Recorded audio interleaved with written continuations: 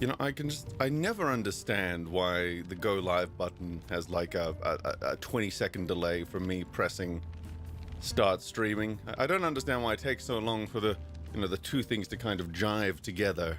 It's always so annoying because I say, oh, I'm going to be live at this time, and then I end up being like 3 minutes late because I always forget there's like additional steps in between the everything and the all at once's and the ooh, I gotta go live, but also I gotta do this, that, the other thing. Oh, so many steps, so many processes, so much to do, so little time. Hello, everyone. Welcome back to the stream repository. And I'm gonna let chat pour in for a little bit because I was a big silly. I was a very big silly this morning. Oh, well, last night rather. Well, this week. Because I got so I got invited onto EFAP as I sometimes do. And what happened when I got invited onto EFAP? Well, I diverted my focus from getting the VODs and everything done for the stream repository, and instead I just focused on getting my notes and stuff together for Black Adam because I hadn't actually seen it ahead of time because I was just so apathetic towards it. But so I saw it. I was asked to come on, and I focused on that. I got my notes together, and I just couldn't really focus on anything else until I got there. And then afterwards, because I had gotten up early that day, I needed a couple of days recovery. So as a result, this stream is a tiny bit more rushed than I would have liked. But that's okay. That's the whole point of this show, right? Is that whether it's with lots of prep, like I could be preparing the whole week for a stream, or whether it's I literally crammed the night before, the show must go on, and the show will go on, and the show must always be on, even if it's just a casual hangout session between pals, between bros, that is just the way we do with the do of the doo-doo. Yeah, that. Hello, Mr. Jumbles, how do you do? Hello, Craig. Let's see. Meme, why is the top of your head a different shade of purple from the bottom? Is it a coloring mistake or are those tan lines? Well, you see. Are you talking about my head, or are you talking about how my hands are miscolored? Because I do actually have a corrected version of that in my files. I just got to actually put it together. I just haven't had a lot of time this week. Hello, I can see you, haha. Because, yeah, I haven't had a lot of time to, like, fiddle around with the art and everything this week. Been very, very busy with other things. Or I've just been, and when I haven't been busy, I've just been self-caring. So it's a balance, it's a whole balance that I've got to get down. I've got to get down with my bad self, as they say. Those sayings have nothing to do with each other. I just put them together because they sound similar. Oh man, just gonna wait a little while because usually, like I was saying before, there's usually a little bit of there's usually a few people on wait because how shall we say, I usually put up a little thing saying, yep, it's gonna go down, and then people they'd ring the little bell to say, yeah, notify me when the stream is about to begin. But I didn't do that this week because as I just explained, I've been so flat out. I've just been, I barely crammed for this stream last night. But I did do it, and I was very glad I did it. And thankfully, the main topic that I crammed for was not nearly as long and did not require nearly as much dedicated time and effort as the 9/11 stuff last stream. It's not gonna be that long. It's gonna be a little bit. It's gonna be a bit like there's gonna be a fair amount of reading involved, to be sure, but it's gonna be a little bit more, I think, up people's alley. Though that being said,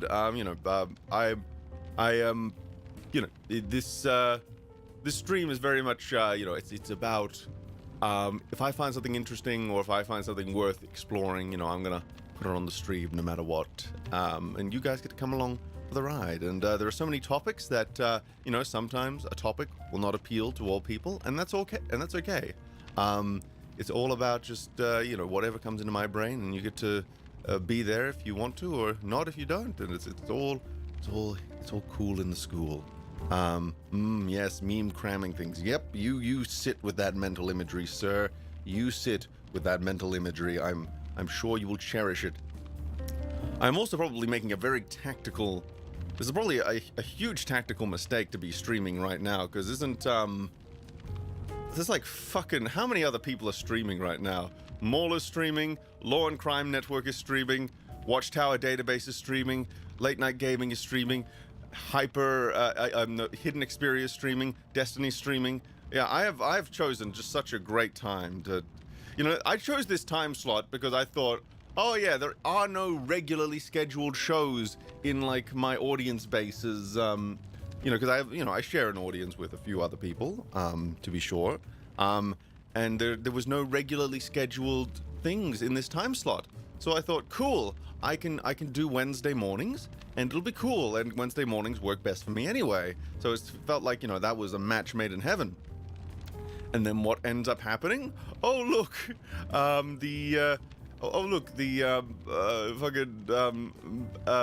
God of War is coming out soon. So every free so this free hour is being used to stream about God of War with everyone, and it's like, oh good. Here's me not being able to afford a PS5 at the moment, single tier. Come out on PC, please. This is gonna be. I'm gonna be dodged. Look, I've dodged. I still haven't finished God of War 2018. I've still managed to dodge spoilers for that one. I think I can dodge spoilers for Ragnarok as well until it comes out on PC, or until I can afford a PS5. Either way. Actually, I think my brother might have gotten a PS5 recently.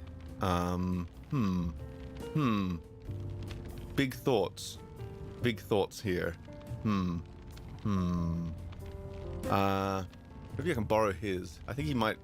I'll wait until he finishes the game. Maybe I can borrow his, because I would really like to finish the fourth game, which is also the first game in this trilogy. So the both first and fourth could be considered a valid way to look at this. And then I can get Ragnarok. After I can play Ragnarok, and so I finished 24. If I finish 2018, and hopefully that gives him enough time to finish Ragnarok, and then I can borrow his PS5, and then I can finish Ragnarok, and then I don't have to keep panicking. I'm skipping Sitch and Adam for you, meme. Oh, I appreciate that. I appreciate that so much. Sitch and Adam streaming right now. Well, that's I know that might be a sacrifice for you, but I appreciate it. I appreciate it a lot. That you would sacrifice your viewing of the Sitch and Adam Pudimacast to watch the stream repository. No, keep panicking. Panicking keeps us alive. Well, panic. It depends on how you harness the panic, right? The anxiety, for it can be the fuel for which innovation comes. It can be the fuel in which survival is enabled. Or you can freeze and shit yourself and allow the wolves to gut you alive. There's really a few ways that can go. You know what I need to do? I need to sit up straight, because, slouching, that results in bad juju when it comes to vocals. Very, very bad juju, as they say in the Swahili nations of the world. What country speaks Swahili? Because there is no country called Swahili, so... Is it like Ethiopia, or I'm gonna look this up. We're gonna look it up. We're in the random trivia hour of the stream repository. Which countries speak Swahili? Swahili gaining popularity globally. Well, that isn't gonna help. That's not gonna help me. If everyone's gonna start speaking Swahili. Okay, so it's Uganda, Kenya, Tanzania, Rwanda, and this other one that is too small on the map for me to read. We gotta go closer. What does it say? Burundi?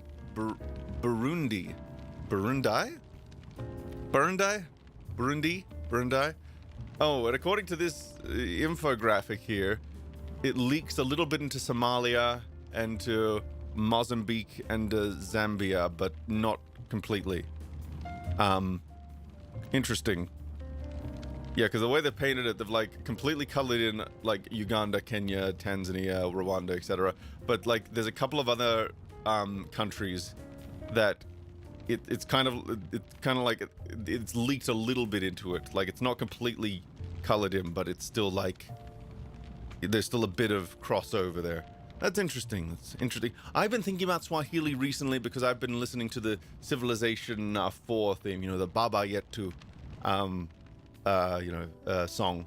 I've been listening to a few covers of that because that song gets me going, man. That song gets me going. That game, it makes me think about Leonard Nimoy, and then I get sad. But then I get happy again because I'm thinking about Leonard Nimoy. But then I get sad again because I'm thinking about Leonard Nimoy. Because that man was a treasure, and he's dearly, dearly missed.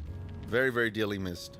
Don't smoke is that's the ultimate anti-smoking PSA, right? That smoking took away Spock from us. So that's how if you wanna, you don't need to do all the fucking whatchamacallit thingamawatsies and the stuffs. All you gotta do is just put up an ad that goes, "Smoking took away Leonard Nimoy. Do you want to reward it?" Or something like that. Don't reward smoking for taking away Leonard Nimoy. In memory of Leonard Nimoy, don't smoke. That would be the ultimate anti-smoking PSA, I think, at least. So what are my plans to get cancelled today? Well, I've got a little something from a summon for you. A little summon for the summons in the summon audience. Just got a little thing to round out the demonetization special.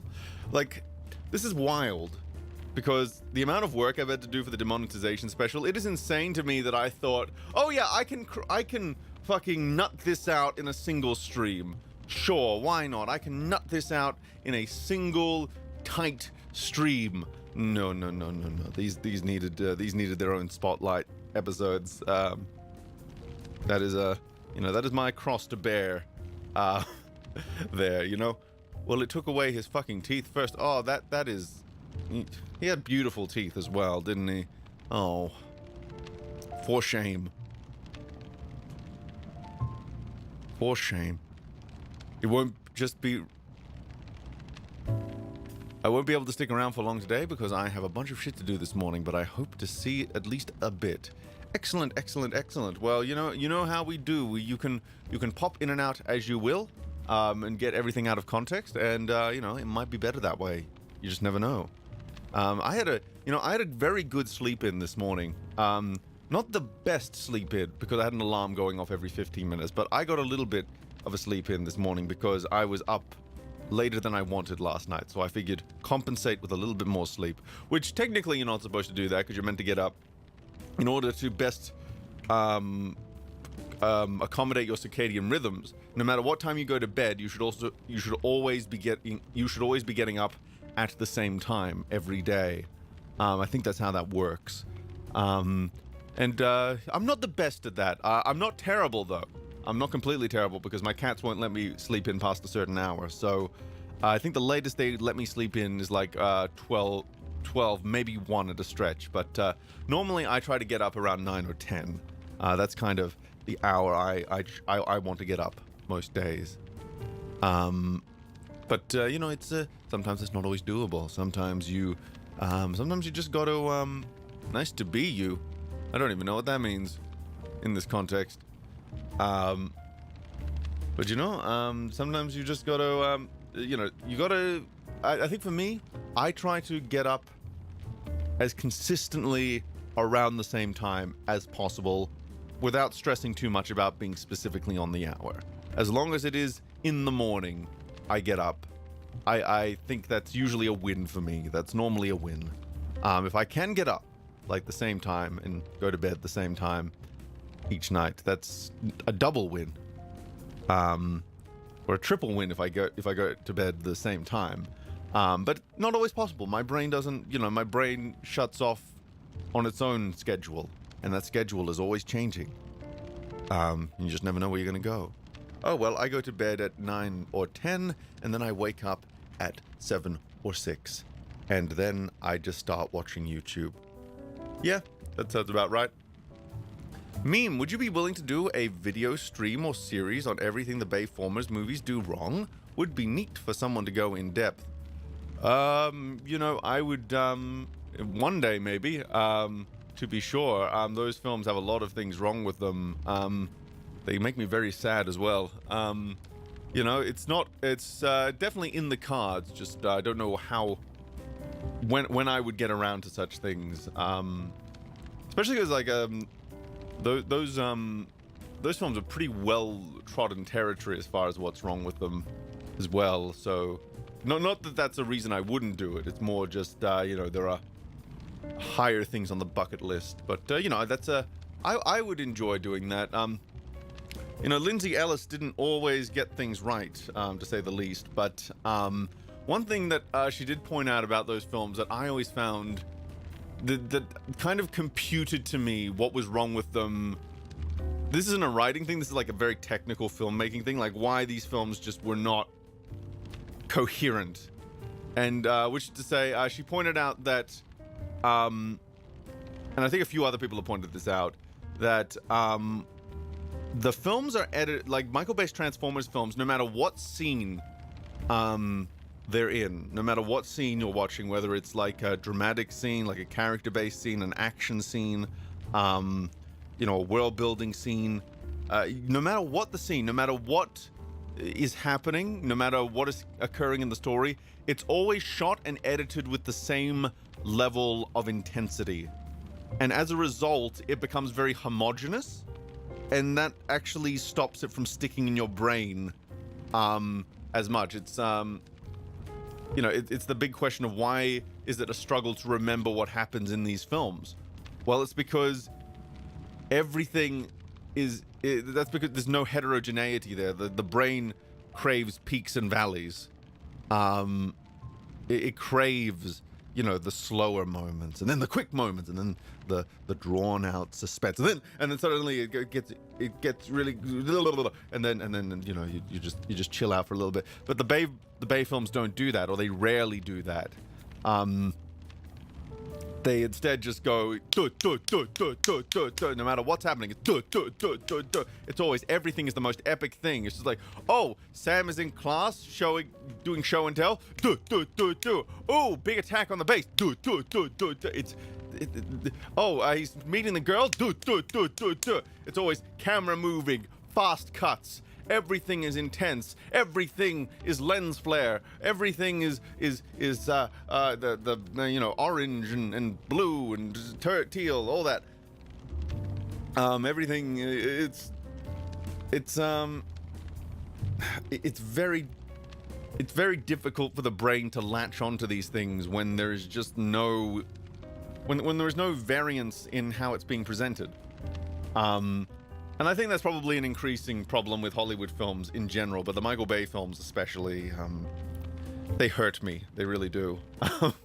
They are afraid to slow down. They really are. That's probably the reason Black Adam is very quickly fading from my brain, because everything in Black Adam was The main thing that Black Adam has over the Bay films, I would say, is it's more coherently shot than the Bay films.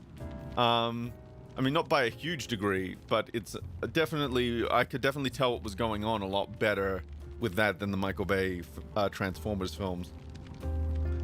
Yeah, it's I don't know, man. Those films, they hurt me. They hurt me a lot.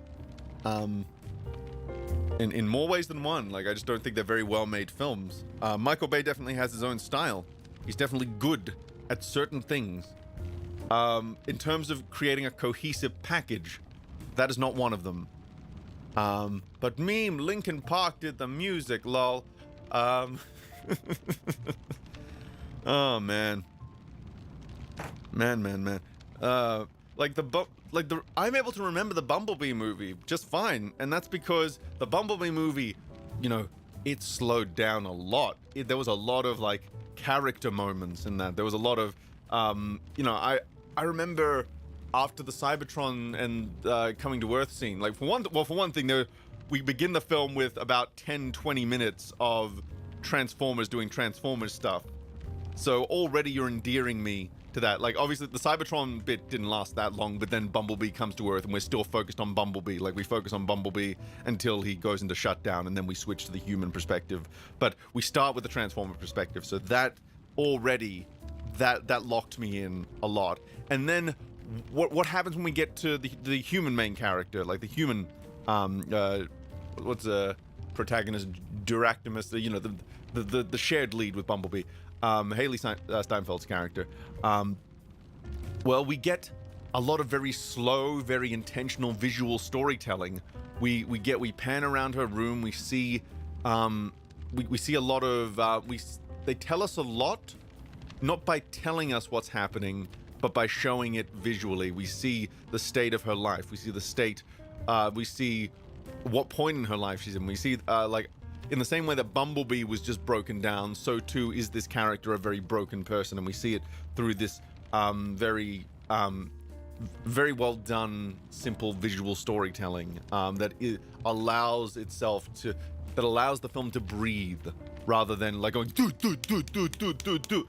Like I watched, you watch the first 30 minutes of Bumblebee, then watch the first 30 minutes of the first Michael Bay film, and it's whiplash inducing how intense Michael Bay is trying to make everything. It's just is the Bumblebee movie even canon to the Bay films? It's hard to tell if they so here's the thing about the Bumblebee movie. It started at the beginning of production. It was canon to the Bay films, and it had a different opening, and it had some different things in it that were meant to tie into the Bay films.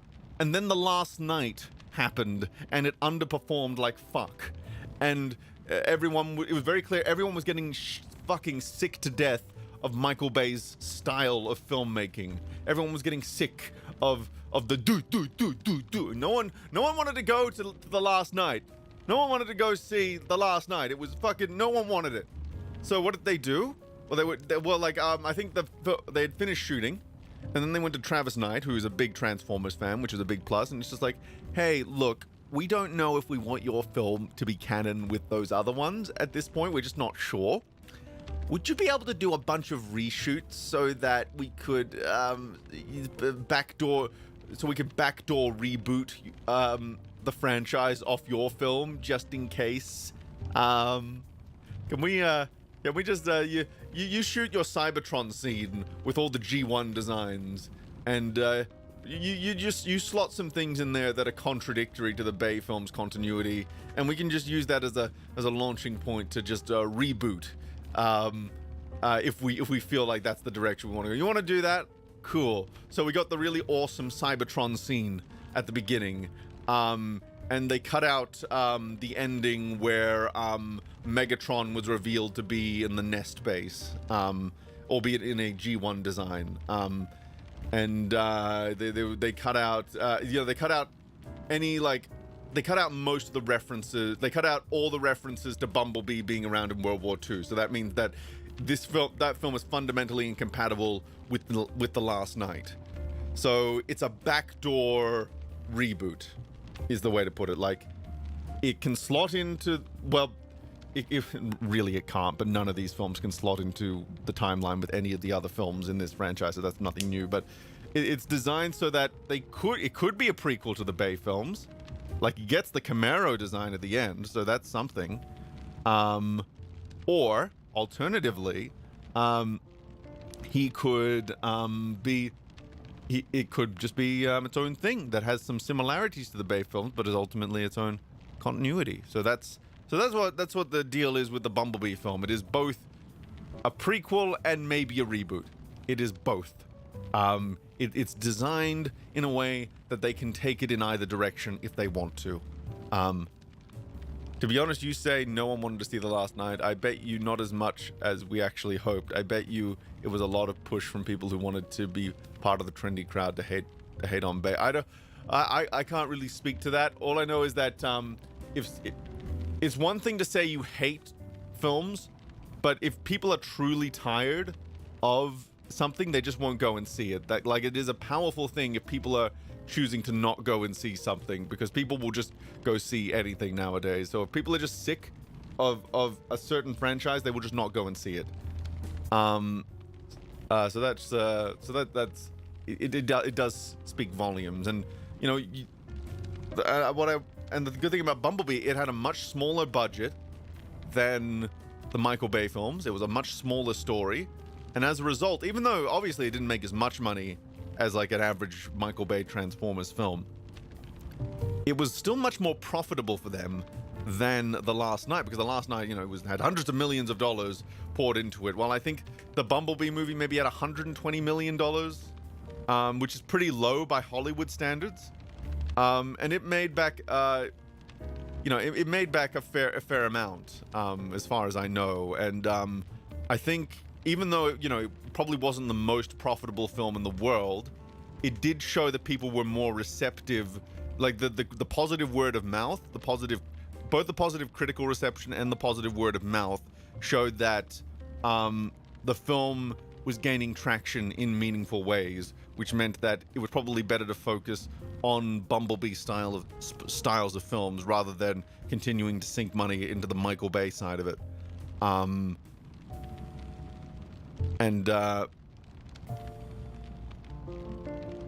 yeah, but there was definitely cultural hype train to be fashionable to hate on Bay by then. Well, I agree with that, but I think there's good reason for it to be fashionable to hate on Bay.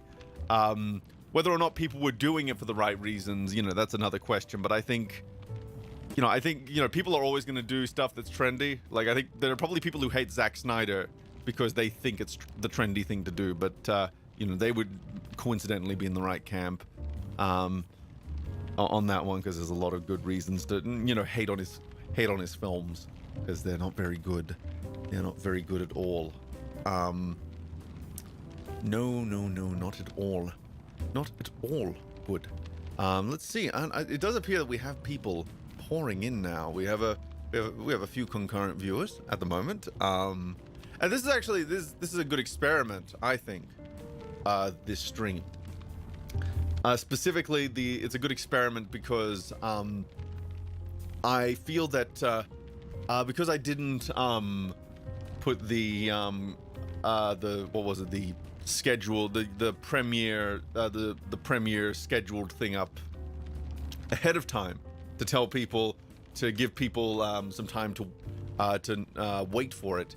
It shows me like what are the meaningful viewership differences between when I schedule a stream versus when I just start streaming at this hour. So this is very informative. But now my data is completely skewed because, again, everyone else decided to stream at this hour. God damn it. Law and Crime Network, I'm looking at you. What are you doing? Extreme skier on trial. Ooh, look at me. I am a skier and I got arrested. I am on trial. I don't even know what that case is about. I'm just pissy that they're streaming at the same time as I am. Ew. Pingus. Exactly. Experimenting on us. The stream repository is just one giant experiment. It is one giant, look into the world. You people, you make great guinea pigs, and I love you a lot for that. Something I do need to do is I need to integrate the chat into this background a little bit more meaningfully. I'm thinking I might render 2 separate layers for the background so that the chat can kind of emerge behind the cats or something and by the fireplace. That could be a cool effect, I think.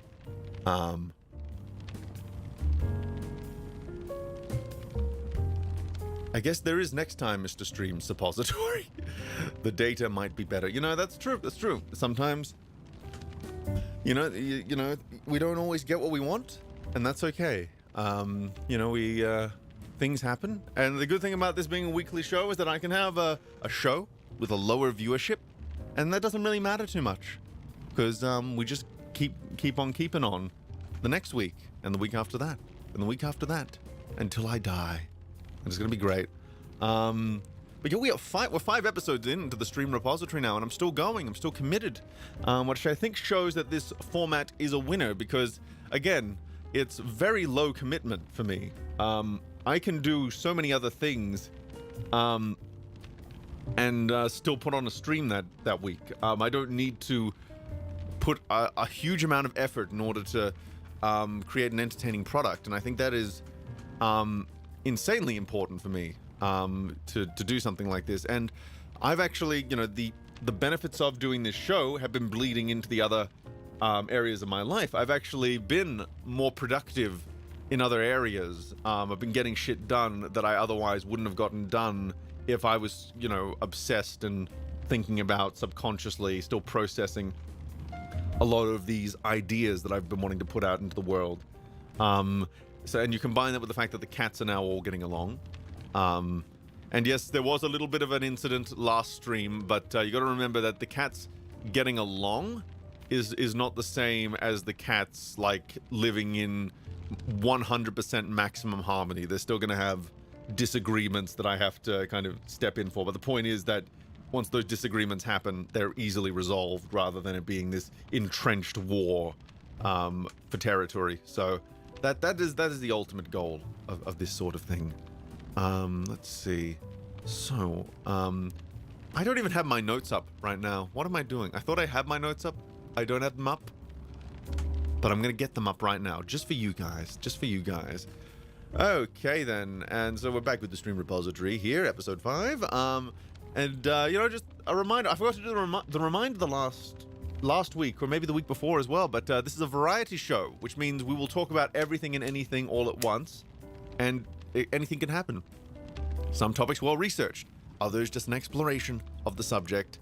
This is just a way to air out my brain case. This is not a an ultra formal format. So things can go wherever, whenever, for whatever reason. And that's really cool. That's really cool. I think I like it anyway. I like it. We haven't had any guests yet.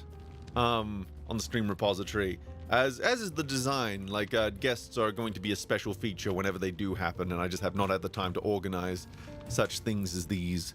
But I was having a big old think about what even would I do with guests on this show, and I would almost like to do like inside the actor's studio or something, where it's like a big deep dive into their career and their life, and talking about different things that are meaningful to them. Talk about things that they went through during their YouTube career, the lead up to their YouTube career, the highs and the lows, that sort of thing. Because I think I find that stuff interesting. Like, I always love hearing the behind the scenes of how things happen. So that could be something cool. I could even bring over the questionnaire from inside the actor studio that he asked the guests at the very end of the show. Then we could open up to the audience. I really like inside the actor studio. I miss it a lot. That was one of my dreams back when I was a youngin', to go on inside the actor studio. I knew it was an unrealistic dream though, because what's his name who hosted it? I am forgetting his name off the top of my head. I'm gonna just quickly Google it. Inside the actor's studio. Hosted by... Jesus Christ, Google, why won't you give me it right now? Just give me... Oh yeah, James Lipton. I knew that James Lipton was not long for this world when I had that dream back in 2011, 2012. I knew that he was a very old man. He looked remarkable for his age, I gotta say. But I knew that he was getting on in the years, and that if I didn't achieve a huge success within the next 5 years, I was probably not going to get to go on inside the actor studio. And that's okay. And that's okay. Sometimes dreams need to evolve. And if I can't be on inside the actor studio, I can steal inside the actor studio. But at a later time. I don't have time to steal that idea right now. It's just something that's bouncing around in my brain. The whole idea of doing a tribute to Inside the Actors Studio. And the great thing about that is Inside the Actors Studio didn't go on a regular schedule, which means I wouldn't have to do my show on a regular schedule. I would just do regular stream repositories with the occasional inside whatever I call it, like inside the, it would need to have something, it would need to have, I would call it inside you, inside of you, but that's taken. It's taken by another podcast that's kind of similar to Inside the Actors Studio. So it would have to be, I would want it to be something that isn't YouTuber specific either, because I would like it to be a show where I can get anyone on. I wouldn't want it to put it in a bubble. So, it's just like, it would need to, I will come up with a clever title for that at some point when I actually want to commit to the idea. But until that day, it's inside the repository. Well, you see, I like that, but that implies that it's a deep dive into me, which we do every week here. I would want to do, I would want it to be, I would want the title to focus on the guest, really, or like to focus on the general idea of going on a deep dive, That's how I like to do it. We do it like we do it on the Discovery Channel. So, what do we have on the docket today? Well, here's the thing. I do actually have some stuff that I want to get into that I have slotted to go first, but because we did the Black Adam stream, on the weekend with EFAP, there were some notes that I had that I didn't get around to, that I meant to get around to, but I just never got the chance. So I'm thinking I might go through those. Let's see. So I got this, I got that, I got this, I got that. Let's see. So something. The interesting thing about Black Adam is that when thinking about things to talk about for Black Adam on EFAP, when I was sitting down, taking notes, all of that, I just couldn't think of much to say about the film itself. It is such a nothing burger of a film. Outside of a few, like Dr. Fate is cool and all that, but like the film overall is a bit of a nothing burger. Definitely a nothing burger I understand people liking, but it was very like, I felt like, when you have a sausage McMuffin and you're having it because you're starving. Well, you have it and it leaves a lump in your stomach, but it doesn't really satiate you, right? It just kind of, it doesn't make you full. It just kind of leaves a lump in your stomach that makes the hunger go away for a little bit. Like it imitates food just enough that the hunger, that the stomach will be tricked. And that's kind of how I see Black Adam. So when I was thinking about the film, all I could really think about was the fact that they kept hyping it up as this is the turning point for DC. This is the big thing. This is the thing that's going to turn everything around. And then it was just a nothing burger film. Just an absolutely nothing burger film. And it just made me think, wow, if this is the standard we're going for going forward, I'm not impressed. Not very impressed, DC. I am very, very not impressed with your output there. I am very not impressed with what you're going for.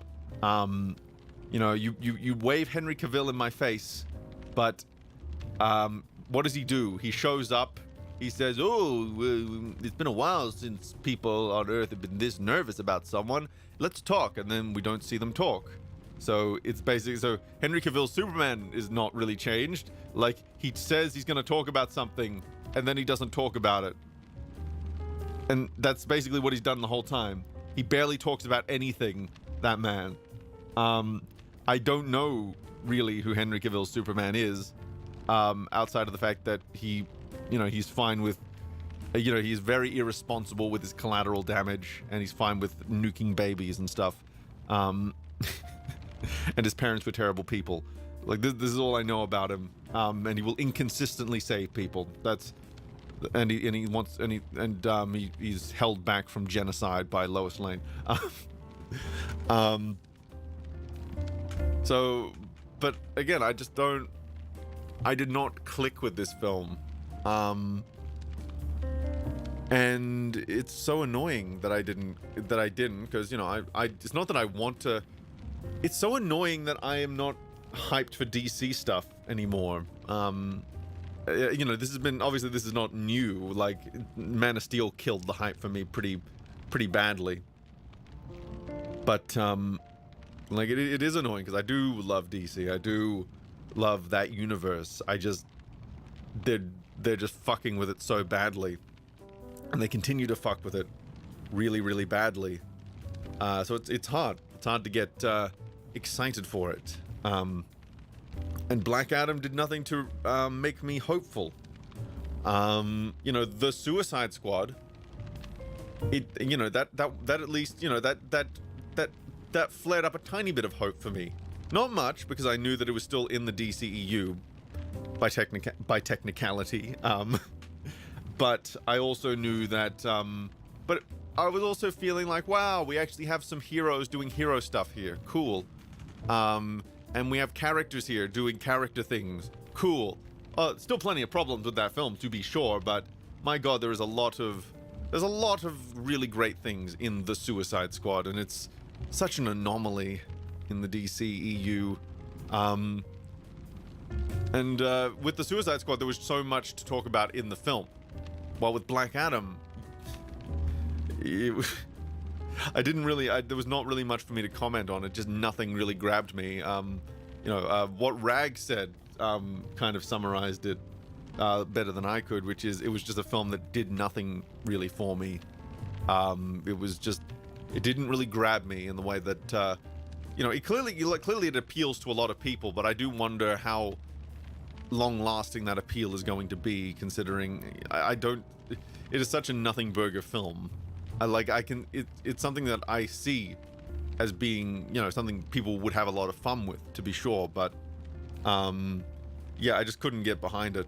I really couldn't. And it's just so ridiculous, this idea that Dwayne "The Rock" Johnson is going to save DC. He's gonna save DC. Dwayne is gonna come along and save DC.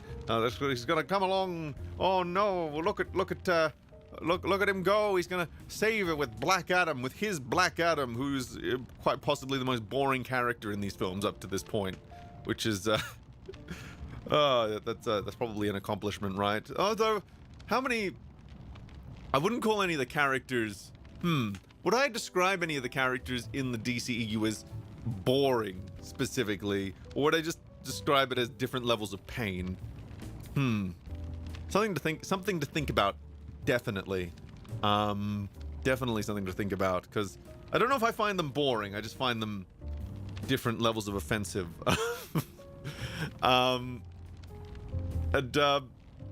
But here's my favorite part. Black Adam is obviously... there's not really much with the film to talk about, but the meta around it is, you know, there is stuff there. And so the meta thing that is really... that has really captivated me about this film specifically is the fact that all of these fucking Snyder bots are losing their minds and spewing the most embarrassing shit into the ether because of the post-credit scene. It's really funny. Like, what takes have I seen that only nostalgia-blinded boomers want to see a red and blue Superman, and disowning Henry Cavill as a traitor for choosing the red and blue suit along with the John Williams theme rather than the Hans Zimmer theme. That has been really funny. It's just been, you know, the Snyder people, they had their moment when the Snyder Cut was released, and it's just been this decline in the public eye ever since. More and more people have just been going like, wow, you guys got what you wanted, but you're still so insufferable. You know, the term Snyder cult, you know, that really has caught on. I don't know if EFAP is the origin point for that, or if different people kind of independently came to the term, like Snyder cultists, like the Snyder cult. But it's such an accurate term, right? Because these people just worship at the church of Zack Snyder, and this fucking unironic defenses of Army of the Dead, for fuck's sake. That is one of the worst films ever created, and they're still coming up to bat because who directed it? Zack Snyder, so it has to be amazing, right? It is a thing. It is a thing that happened. So instead of watching Black Adam, I would recommend that you track down this is a little animated short. So, but you'll get more out of it, I think. Like, it's not amazing as far as, like, it's not mind-blowing, but it's a little 30-minute short that delivers a little bit more for its time than the bloated 2-hour Black Adam film. So track down Superman / Shazam: The Return of Black Adam. Actually, it's only 25 minutes long. Sorry, and it's a little bite-sized bit of DC fun. Like, Black Adam is more straight villainy in this film, so you're not going to get the nuances, but you are going to get some fun with Captain Marvel. I refuse to call him Shazam unless it's part of the title. You're gonna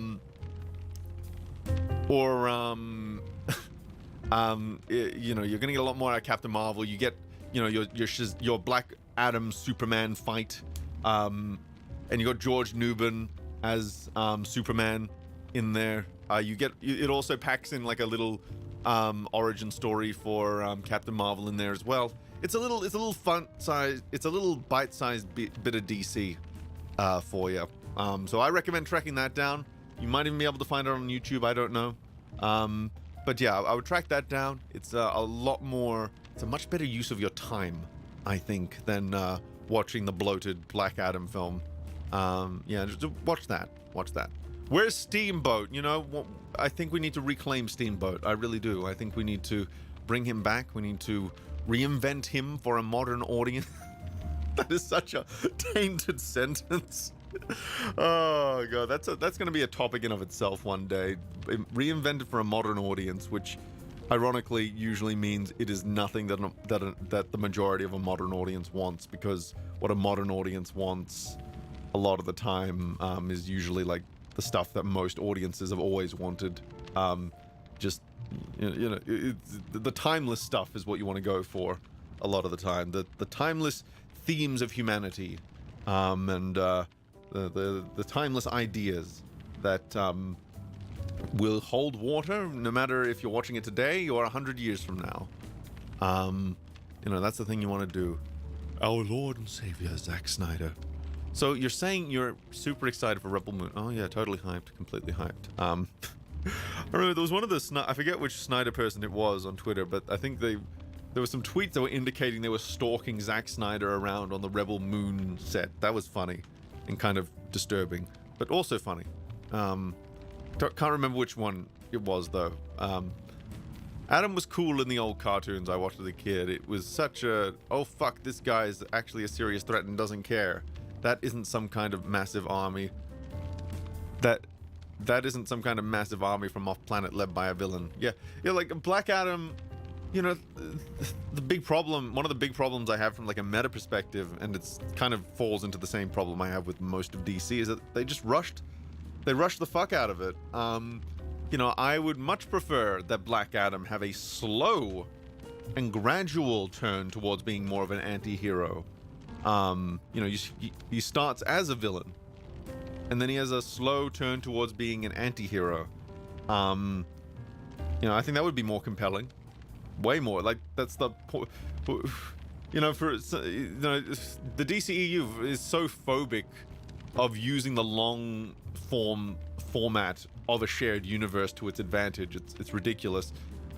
Like, I remember, so I read out on the stream, right, like all the things that, I'll read it out just for people who haven't experienced it yet, because I think this is worth reading.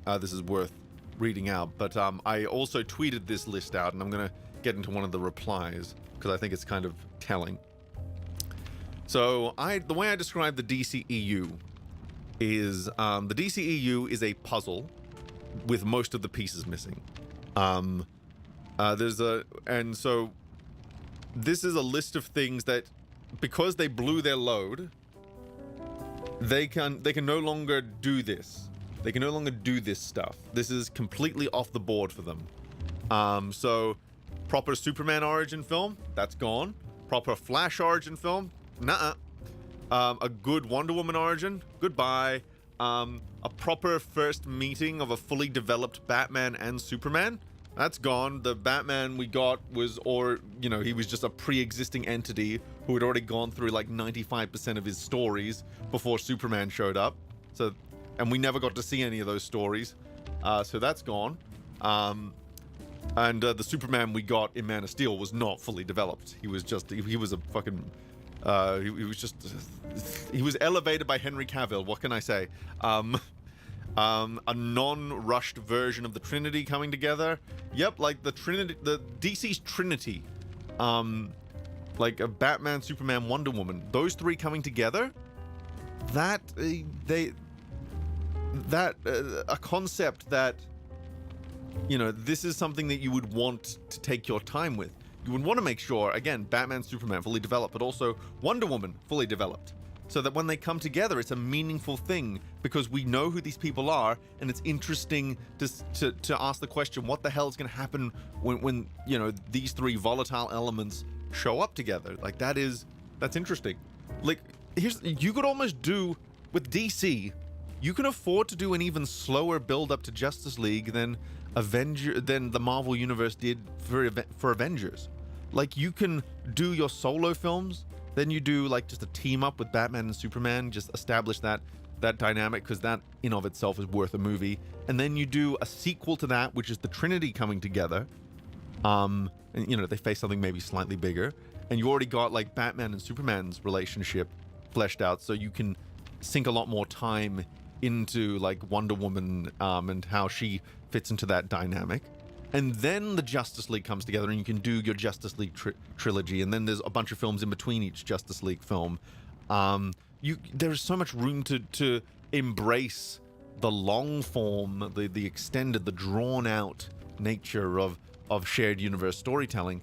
And they don't want to do it because they see where the payoffs are. And they equate the payoffs to money. And they want their money now. So they, instead of building their way to the payoffs that people want, they instead just go like, oh, here you go, here's your payoff. And it's like, but here it is, give us, $2 billion, please. And all I can think is, but it's like, it's like if you're, it's like playing Minecraft, and it's like playing Minecraft in creative mode, right? As before you play it in survival. So in creative mode, you can just spawn in whatever you want. You can build whatever you want. You can do whatever you want. And while that's, there's a certain superficial appeal to that, to be sure. And if you're only looking to build something that looks really good, creative mode is probably for you. But if you want like the satisfaction of having built something, of creating something functional and alive, something that suits a purpose, you go into survival mode and you feel the gratification of having mined every single piece of ore, having collected all the resources yourself, having brought something together organically due to your hard work. And that's what we want out of a shared universe. We don't want a Batman to just be spawned in with all of his backstory already there off screen. We don't want just a Superman who is underbaked going into this shared universe shit. We want this stuff to be built towards, because the interesting part isn't on a meta level that a Batman and Superman are meeting. The interesting thing is that you've taken the time to develop a Batman and a Superman as individual entities, and then you see what happens when they come together. That is where the payoff really is. That is the true payoff. What DC, what Warner Brothers has given us up until this point is the illusion of payoff. It is, superficially this looks like what we would want, but everything under the surface is rotted away. There's no foundation. So it just collapses under its own weight. And that is a very big problem. A very, very big problem. The Minecraft example wasn't like the best example I could have come up with, because there's a lot of very worthwhile things you can do in creative mode. I guess I'm more just thinking about like there's a level of gratification if you're trying to do the things, I guess the way to put it is, it's like trying to do the things that you do in survival mode, the gratification you get from developing and designing systems in survival mode and all the effort it takes, trying to do that in creative mode, because it's creative mode is gives you unlimited possibilities, right? But if you try to just do the same things that you would do in survival mode in creative mode, you're not going to get the same inherent satisfaction you get from having everything come together in survival mode. Yeah, so that's kind of that clarifies the analogy, I think. It was a good metaphor, the main point being you get all the tools without knowing the purpose they serve. Exactly it. And it is annoying when that happens. It is very, very annoying when there's such a rush to get to the payoff that there's no structure behind it. I don't feel like I'm in a universe when I launch into the DCEU. I feel like, well, maybe that's not true. Maybe I don't feel like with the MCU for the most part. I feel like I am there with the characters. I am there seeing their journey unfold. I mean, Phase 4 is throwing that out the window. It's so shit that, yeah. But like the best of the MCU, like when the MCU was hitting its, was hitting it out of the park. Relatively speaking, I felt like I was there for the journey. I was there seeing what Tony was doing. I was there seeing what Steve was doing. I didn't feel like, there was always these huge jumps happening. Like sometimes there would be a bit of a jump that I would be annoyed about, but you wouldn't get like about 3 trilogies worth of stories happening off screen. You just wouldn't. And that's kind of the appeal of the shared universe, right? Is that you are there. Fuck the CW universe. The Arrowverse did this better because that universe is nonsensical as fuck. But my god, I was there for the journey with those characters at the very least. I wasn't, I saw Barry go from no-name fucking, fucking crime scene forensics person to superhero. I saw that journey. I saw Oliver's journey. I saw fucking Supergirl's journey, for fuck's sake. All the Legends of the Tomorrow people, all of them, majority of them, they all had precedent in the universe before they formed the team. Like, this Arrowverse is shit, but they did the shared universe thing better than the DCEU, and that is a very sad thing. A very, very sad thing. But anyway, going down the list, having all the Origins and solo films, the JLA in place before doing the Justice League film, Superman going toe-to-toe with a really good Lex Luthor, like Jesse Eisenberg, man. Fucking hell. Doomsday has been wasted. We're never, they've blown their load on the death of Superman. Like, you can only kill Superman in live action for the first time once. And they wasted it on the second film in this universe because Zack couldn't wait. Clark and Lois's relationship slowly coming together. Any story that would require a younger Batman. Harley Quinn having her origin on screen with an established Joker rather than having it shoved into a flashback in a fucking Suicide Squad film, which is also the first film that she appeared in. The first meeting of Batman and his rogues gallery, anything to do with Robin, like Robin's gone. Best case scenario with that is that that's Jason Todd's Robin and Dick Grayson is already Nightwing, but we don't get to see that transition into Nightwing. Nightwing just exists. Okay, cool, great. I didn't want to see that anyway. Why not? Superman and Batman reacting to the existence of metahumans. Like that should have been huge, right? Like Superman finds out there are more superpowered beings on the Earth other than him. Batman is reacting to all of this fantastical shit after, going, mainly fighting like mobsters and stuff. That should be that there is meat there to chew into, and they're not taking advantage of it. In that same way, like Superman and Batman reacting to fucking magic existing. Again, Wonder Woman shows up with the lasso and the sword and all the things, and like they don't bat an eye. They don't fucking bat an eye at any of this. fucking Batman and Superman. It's like, oh yeah, there's another day at the office. It's just like, no, it's not, you fucking idiots. This should be destroying your world at the moment, internally, and you're just like, oh yeah, whatever. It's just fucking magic. It's just magic. React to it, please. Love of God. Superman. We didn't get to see Superman. We don't get Superman's thoughts on the Justice League. We don't get... He fights the Justice League. He fights alongside the Justice League. He quips with Barry. But we don't get anything about, like, oh, this team has come together. Oh, there are other metahumans around.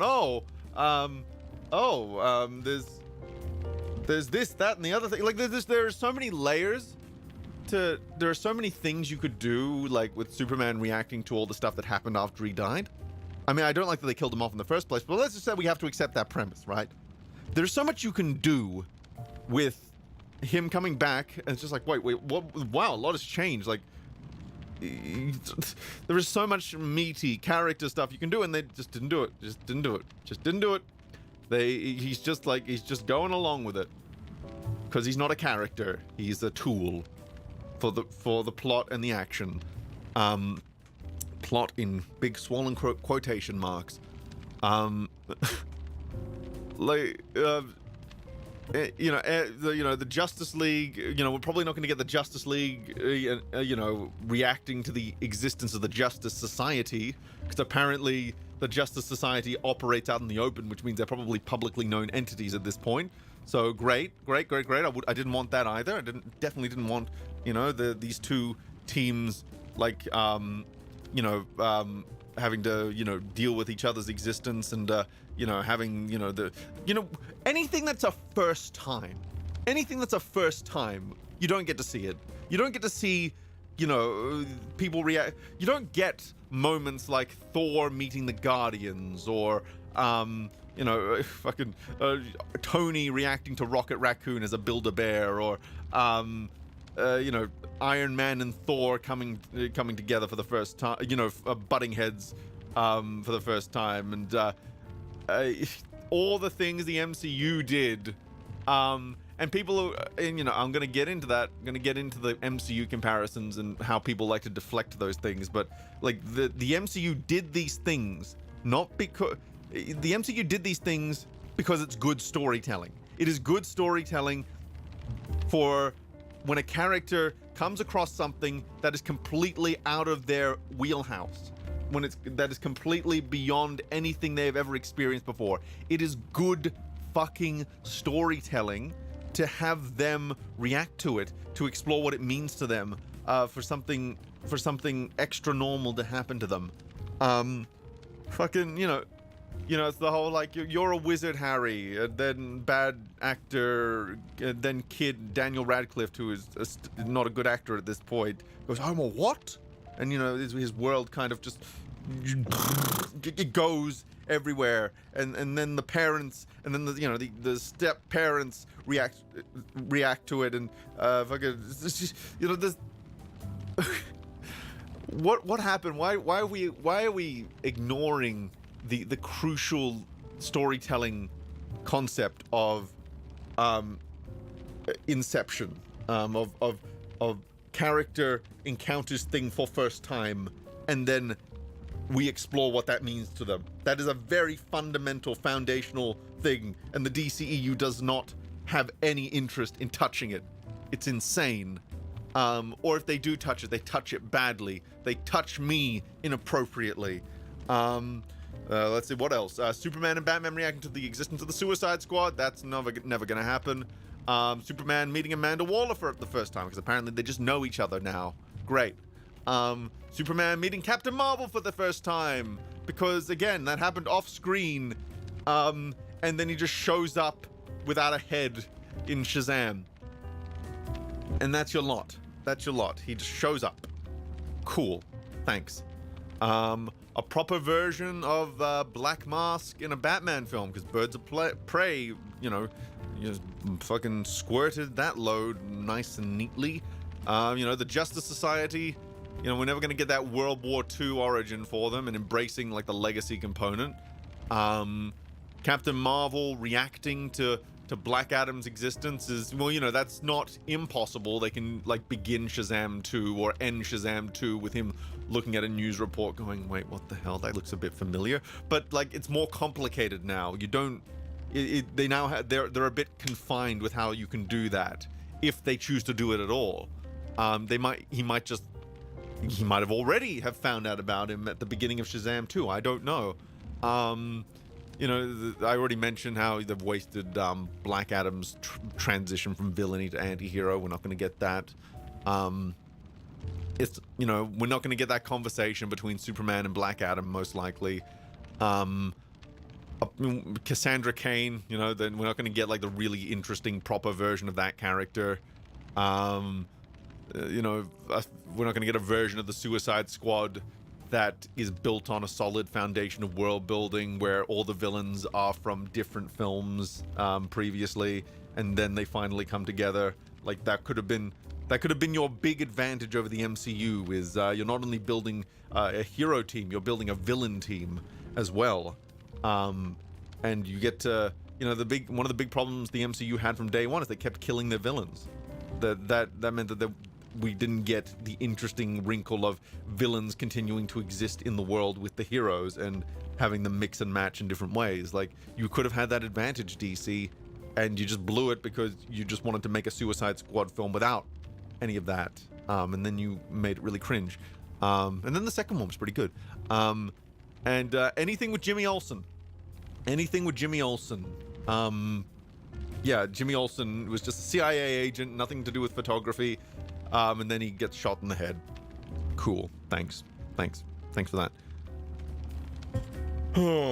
What about Green Lantern and all that juicy lore? Well, the thing is, right, Green Lantern, it has been wasted on a meta level, but they haven't actually done anything with Green Lantern. Technically, Green Lantern hasn't been wasted in the DCEU yet because they haven't touched him. Meaning that, because I would consider it waste if they skipped past a lot of stuff and didn't do anything with it. But technically with Green Lantern, we're in a position where on a meta level, he's been completely wasted, completely neglected, completely shoved aside. But he hasn't actually, nothing Green Lantern outside of the flashback in Justice League has happened.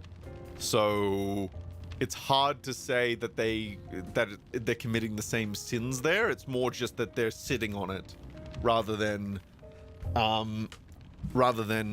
being able to say, oh yeah, you could still technically do a lot with Green Lantern in this universe. It's just they're not. So it's not really on the same level. Like what I'm listing is stuff that you can't really go back to. You can't put the genie back in the bottle. With Lantern, he's just the bottle, the genie bottle for Green Lantern is just sitting on the shelf and it's collecting dust. But it could still be open and you could still do something really good with it. Technically, I must emphasize the word technically there. Technically, that is a possibility with the DCEU. I don't want them to do it because all this other shit is here, but technically that is untouched and therefore you can still do something. They're not gonna, probably, but you could still do it. But I can't put it on, so I can't put it on the list there. It's like, this is, because the thing I'm trying to emphasize is the need for a hard reboot. So I need to list the stuff that they've specifically blown past, that they've wasted, that they have no interest, that they had no interest in exploring in the correct way. So that's kind of technically monkey. Exactly. What are we talking about today? Well, we're just going over Black Adam and DCEU at the moment, but we'll have a few topics. Being sad about lack of Green Lantern representation. Well, you see, I'm actually, this is almost like me being happy they haven't touched Green Lantern in the DCEU specifically, because, man, if they molested Green Lantern again, no, I would not be a happy boy, is all I can say about that. So, I posted this list onto Twitter, right? I posted this list onto Twitter, and you know, I got a few good replies. I got some eyebrow-raising replies as well, but I got some. But you know, a majority of people were just like, yeah, I can see where you're going with that. I agree that that they've completely rushed it.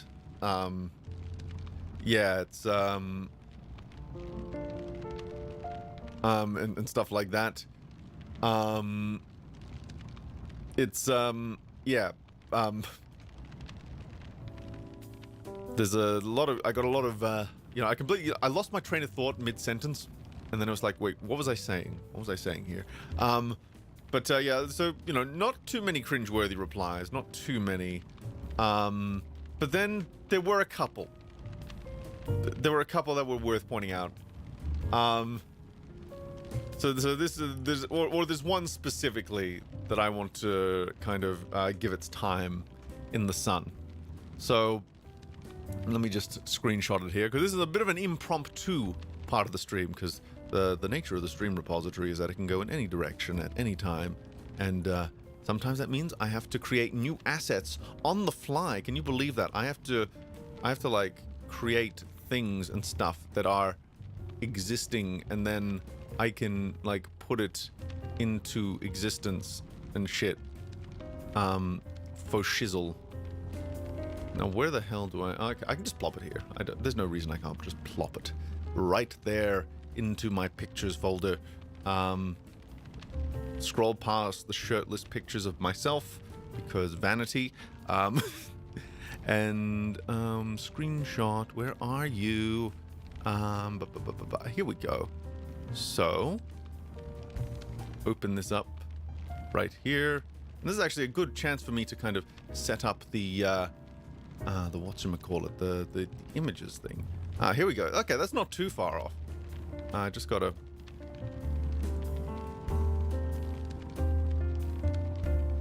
I don't understand why it cuts off. Why does it cut off the top? Why does my thing? Have I cropped it by accident? I feel like I've cropped it by accident or something. I don't actually know why it does that. I don't know why it. I don't understand why it's because it's not meant to be cropped like that. I don't really understand why what's going on with that. I don't know. I do not know. But we can work with it. Okay, so I posted all of that, and then this person decided to reply with, "We don't need 50 million origin films before a Justice League movie. Not every cinematic universe has to be an MCU clone. Most of these normies don't care for or watch the original MCU movies apart from Iron Man before Avengers came out." There are so many things wrong with this tweet. I don't even... Where do I begin? Where the fuck do I begin?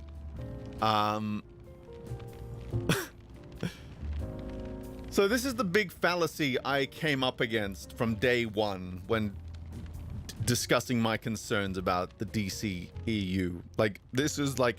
I'm talking about this came up in between Man of Steel and BVS, right?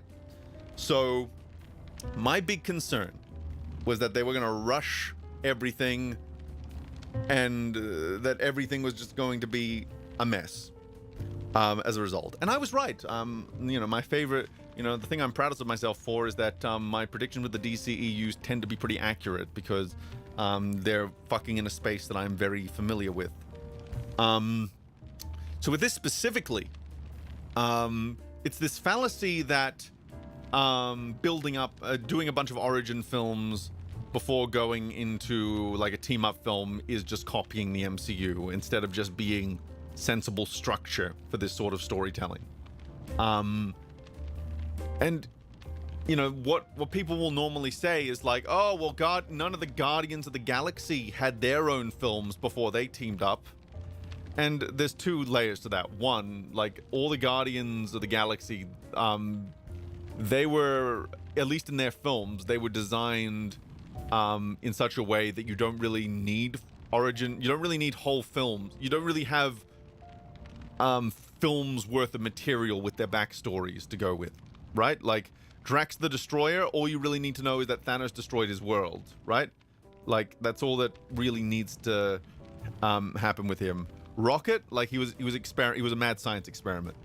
Groot, he was along for the ride with Rocket. Fucking Star-Lord, like I think Star-Lord you could have potentially done a film ahead of time. Gamora, you could have potentially done a film. And, you know, are we going to say, right, that Gamora and Star-Lord having films before the first Guardians film would have detracted from the first Guardians film? No. Of course, that film worked brilliantly without there being, you know, origin films that lead into it. But why is it a negative? Why would it be a negative if you had two really good origin films before Guardians? That might have, you know, that could have, you know, that could have been made it even better, right? Right? So that's, I don't accept that framing. And secondly, like the, well, I think I already went over the 2 points there, but the point with character, the whole appeal of this concept, right, isn't to just bring these characters together. It isn't just to bring these characters together in a superficial way. It is to create and flesh out the characters first, and then see what happens if they're tossed into a room together. And you don't do that if you just skip right to the team up. Yeah, with today's Disney, it isn't likely, but it's not inherently detrimental. Well, that's the point, right? And especially back, let's just say James Gunn did the 2 origin films, right? This is back before Disney really started shitting the bed, right? This is in that period where it looked like they could do no wrong, because we weren't paying attention. But yeah, like it was back when they were capable of creating good things, right? You know, there would have been no reason that we wouldn't have benefited from that. I don't think. Let's see. What happens if I reset transformation on this? Scale filtering, blending mode, transform, reset transform. If that did nothing, why are you murdering me and my entire family right now, Mr. Image Viewer? What did I do to you? What did I do to you? Oh, there we go. Cool.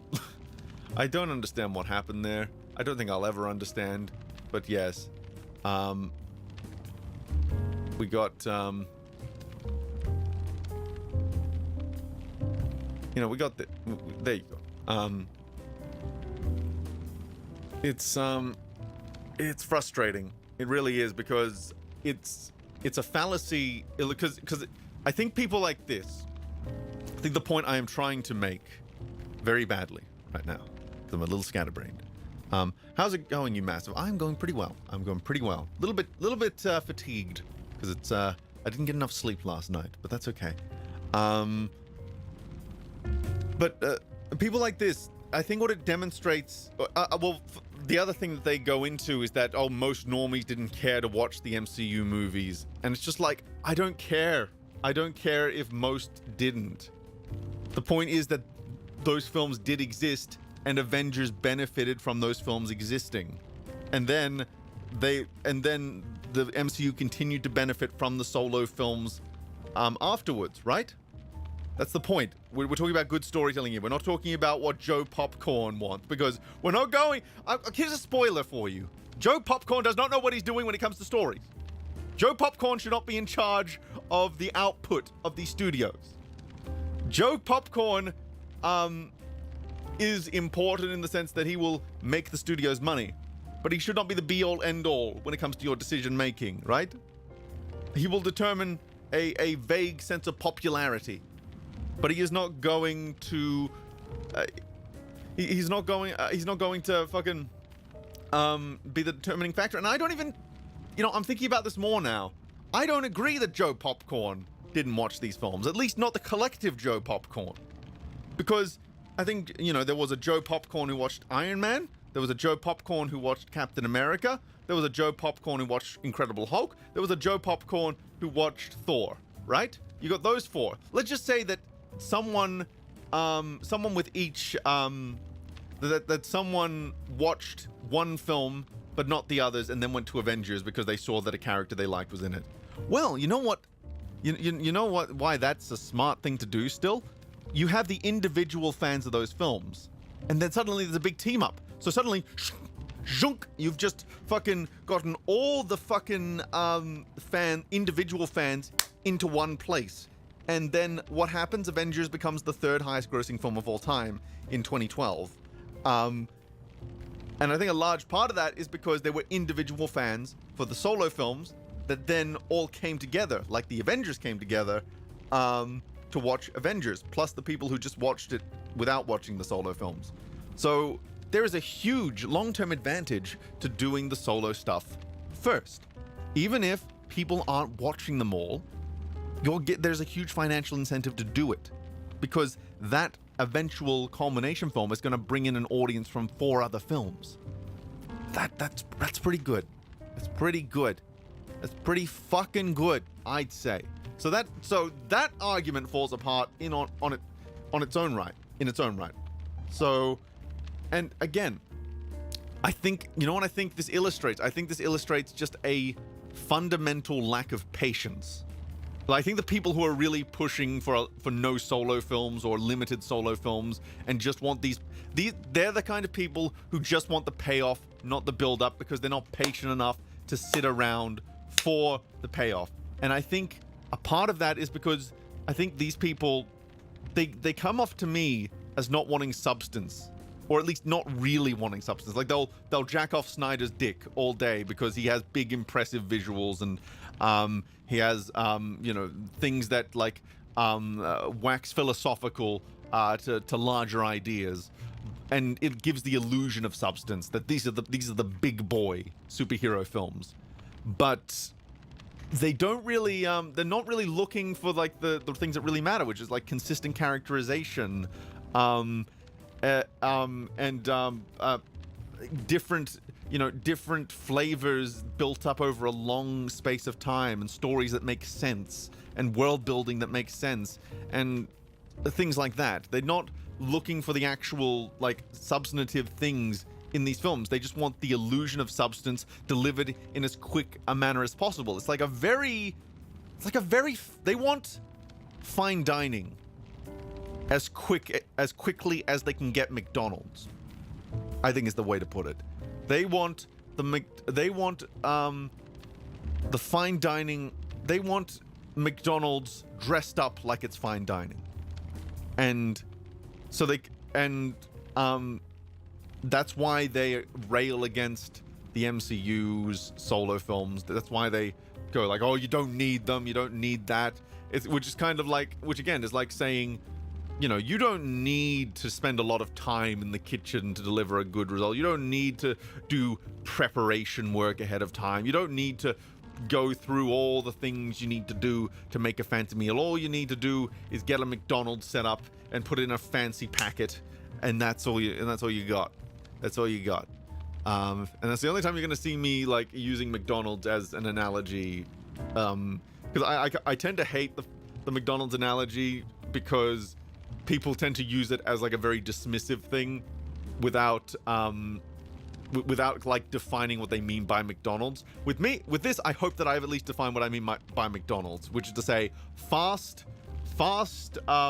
unchallenging, but they want it made up like it is challenging and like it did take a lot of work. They want that illusion. They want that superficial illusion in a very unsubstantial package.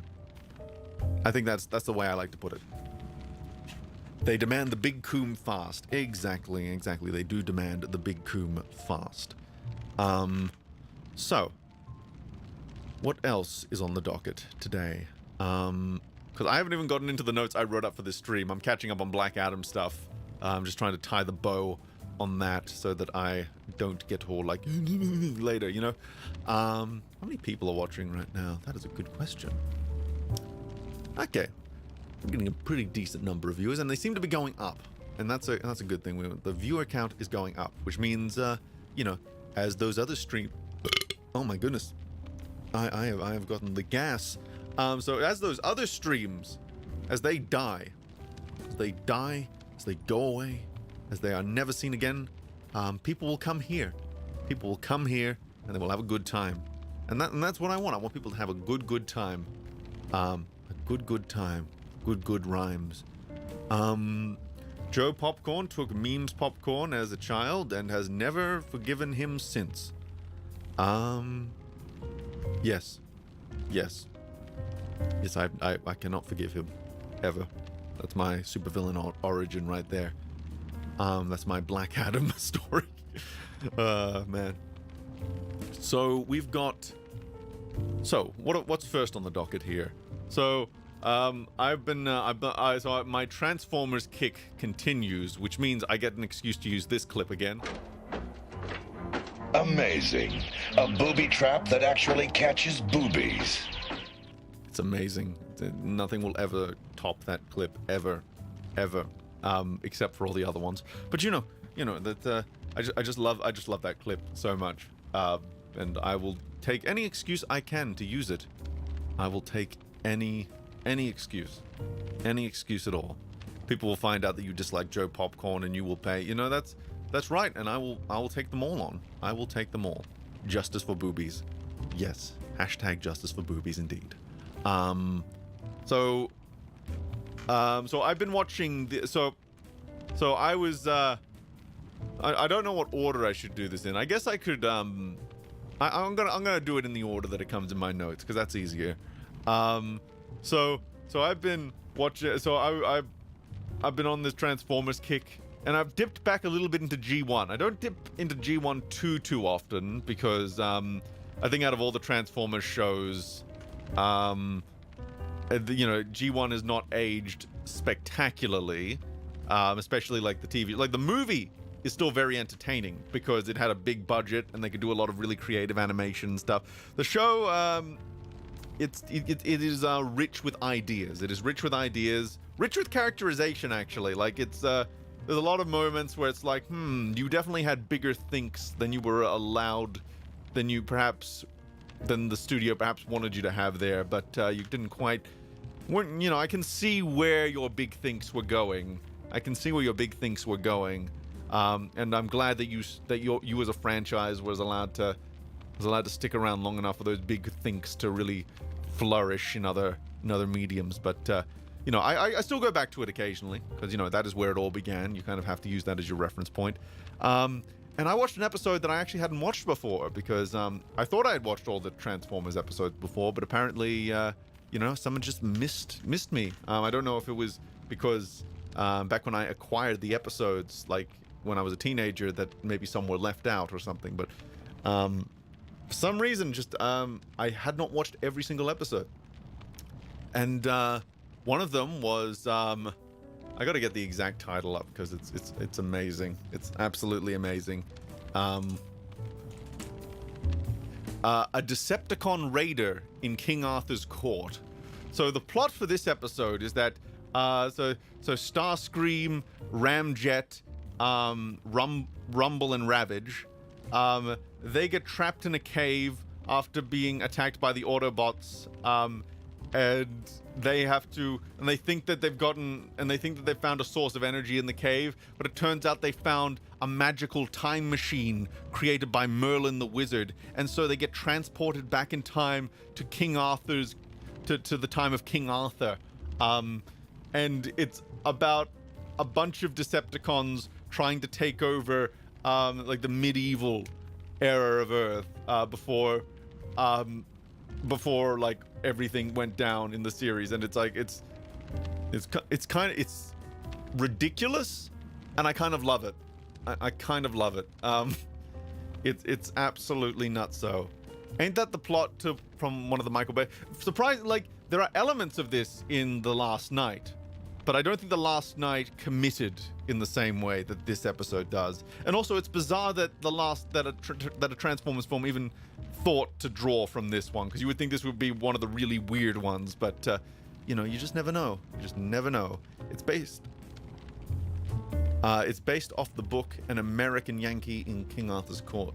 Yeah, and there was also a movie called A Kid in King Arthur's Court as well. There's been a few takeoffs of the idea, right? So, oh yeah, the time travel is not my niggle there. It's not It's not the thing that I find weird. Time travel is like very much not unheard of with Transformers, especially with Beast Wars and stuff. Beast Wars is a little bit one of the things that's broken about Beast Wars is that they very casually reveal that their faster than light technology can also casually travel through time, which is like, uh-oh. So everyone with a spaceship has a time machine as well? Uh-oh, why did you do that? Oh no. Uh-oh, you could have done anything else. You chose to do that. Okay. Uh-oh. Needless to say, if I were to redo Beast Wars, I would tweak that a little bit, because everyone having a time machine, I feel like that has serious problems. So there's a few things this episode establishes. What do I want to tackle first? Because I was a bit slapdash with these notes. So I'm gonna do my first two. I'm gonna rearrange this a little bit. I'm gonna do my first two notes last, because I feel like that's gonna be a payoff. Because because the last two notes relate to the ending of the episode, and I want to get into the ending of the episode later. This episode is ridiculous, and I do love it for its ridiculous factor. But there is some things in here that I do unironically really like, that I think are worth talking about. So, we actually have an interesting premise here where the Transformers are plunged into a scenario where they can't there's not plentiful energon everywhere. There's no electricity around, so there's no easy sources of power for them to just refuel their bodies with. They don't have any of their high-tech equipment. They didn't travel back in time with a starship. They traveled back in time with their bodies. So, as a result, they have the energon reserves that they had, which were already running low, and their wits. So you're in an interesting scenario where the Transformers, they can't really transform, because that requires more energy than that requires a lot of energy. They can't fly if they're jets. They can't use their weapons because that takes a lot of energy. So they have to. It's it's almost like a survival story in a way. It's seeing, okay, you dump these like mechanical life forms into this technologically primitive era. There's no real way for them to refuel or for them to get the necessary resources that they require. How do they survive? How do they think their way out of it? And that's, God forbid, I would love to see a Transformers film do that, where you force them into a very uncomfortable scenario and see how they get out of it. Something I really like about this episode is that it's one of the episodes that remembers that before becoming a soldier, Starscream was a scientist. Remember, they established that with the Jetfire episode, or Skyfire because it's copyright, but Jetfire, where he was a scientist way before he was a Decepticon. And he shines in this episode as a result. And in fact, there's a few episodes of G1 where Starscream is put into a situation where he has to use his brain rather than his guns. And he tends to be where he's most successful, which I find to be an interesting character trait for Starscream. He's a much better scientist than he is a soldier. And when he's forced to innovate and use his head, that's where things start to happen, rather than his bluster and guns a-blazing attitude that happens when he's trying to play soldier. Which leads me to an interesting interpretation of Starscream that I think more iterations should take advantage of, where Starscream is this insecure scientist who is brilliant in his own field, but he strives to be so much more. He wants to be, recognized for more than his scientific accomplishment. He wants to be recognized for more than just being for more than just the field he's ended up in. So when he comes along to play soldier, when he plays the game of a despot and a warrior, which is not going to be his strength as a scientist, you know, he plays it up. He becomes very boisterous. He becomes very like showboaty. Like, yes, I will be the leader of the Decepticons. Oh, he's dead. I'm leader now. Oh, die, Autobots. And you know, he just goes into combat. Combat is not where he is stronger, so he makes all these really poor combat decisions. And then when he's forced to slow down, to stop trying to imitate what he thinks a warrior looks like, to stop imitating what he thinks he should be, what he thinks he should be, that's when the good things happen. And I don't know, I think there's a lot of potential there. A lot of potential for like a Starscream that retains everything that we love about him, like superficially, while also giving him a lot of depth. Like there's a lot of things you can do with with him if he's got this underlying brilliance that is constantly being sabotaged by his need to prove himself. So that's something interesting to think about. But what else did I find interesting about this episode? Well, there's a little man in this episode called Merlin the Magician. And now I say this and you're thinking, well, Beam, this is Transformers. Like, this is science fiction, right? Like, so he was like a guy called Merlin who people thought was a magician, but really he was a scientist, right? Or something? No, my friends, Merlin was a magician. So during like the last battle of the episode, like the Autobots, the Autobots that do come back in time, they're running really low on power. So Starscream has used his scientific knowledge to build a generator to get a little bit of electricity going. So he's got a little bit of power going, not much, but he's able to kind of get his life support systems balanced out and all that. But the Autobots, they're running on fumes at this point.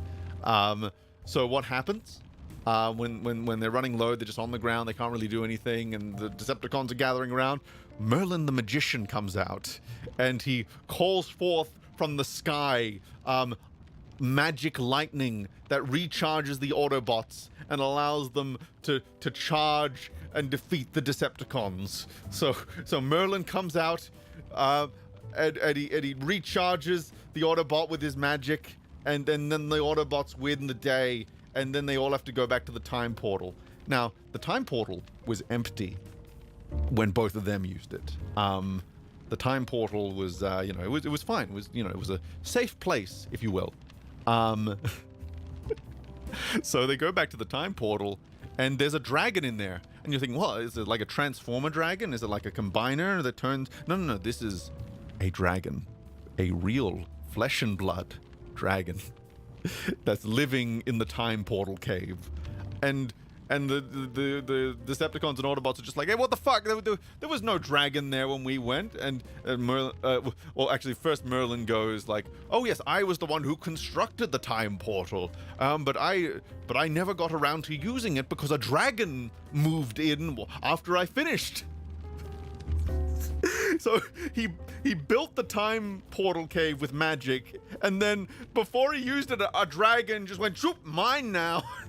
So a dragon just moves in and didn't let him use it because he could have chosen any other cave, but no, he wanted the magic time portal cave that he was never going to use. That rascally dragon.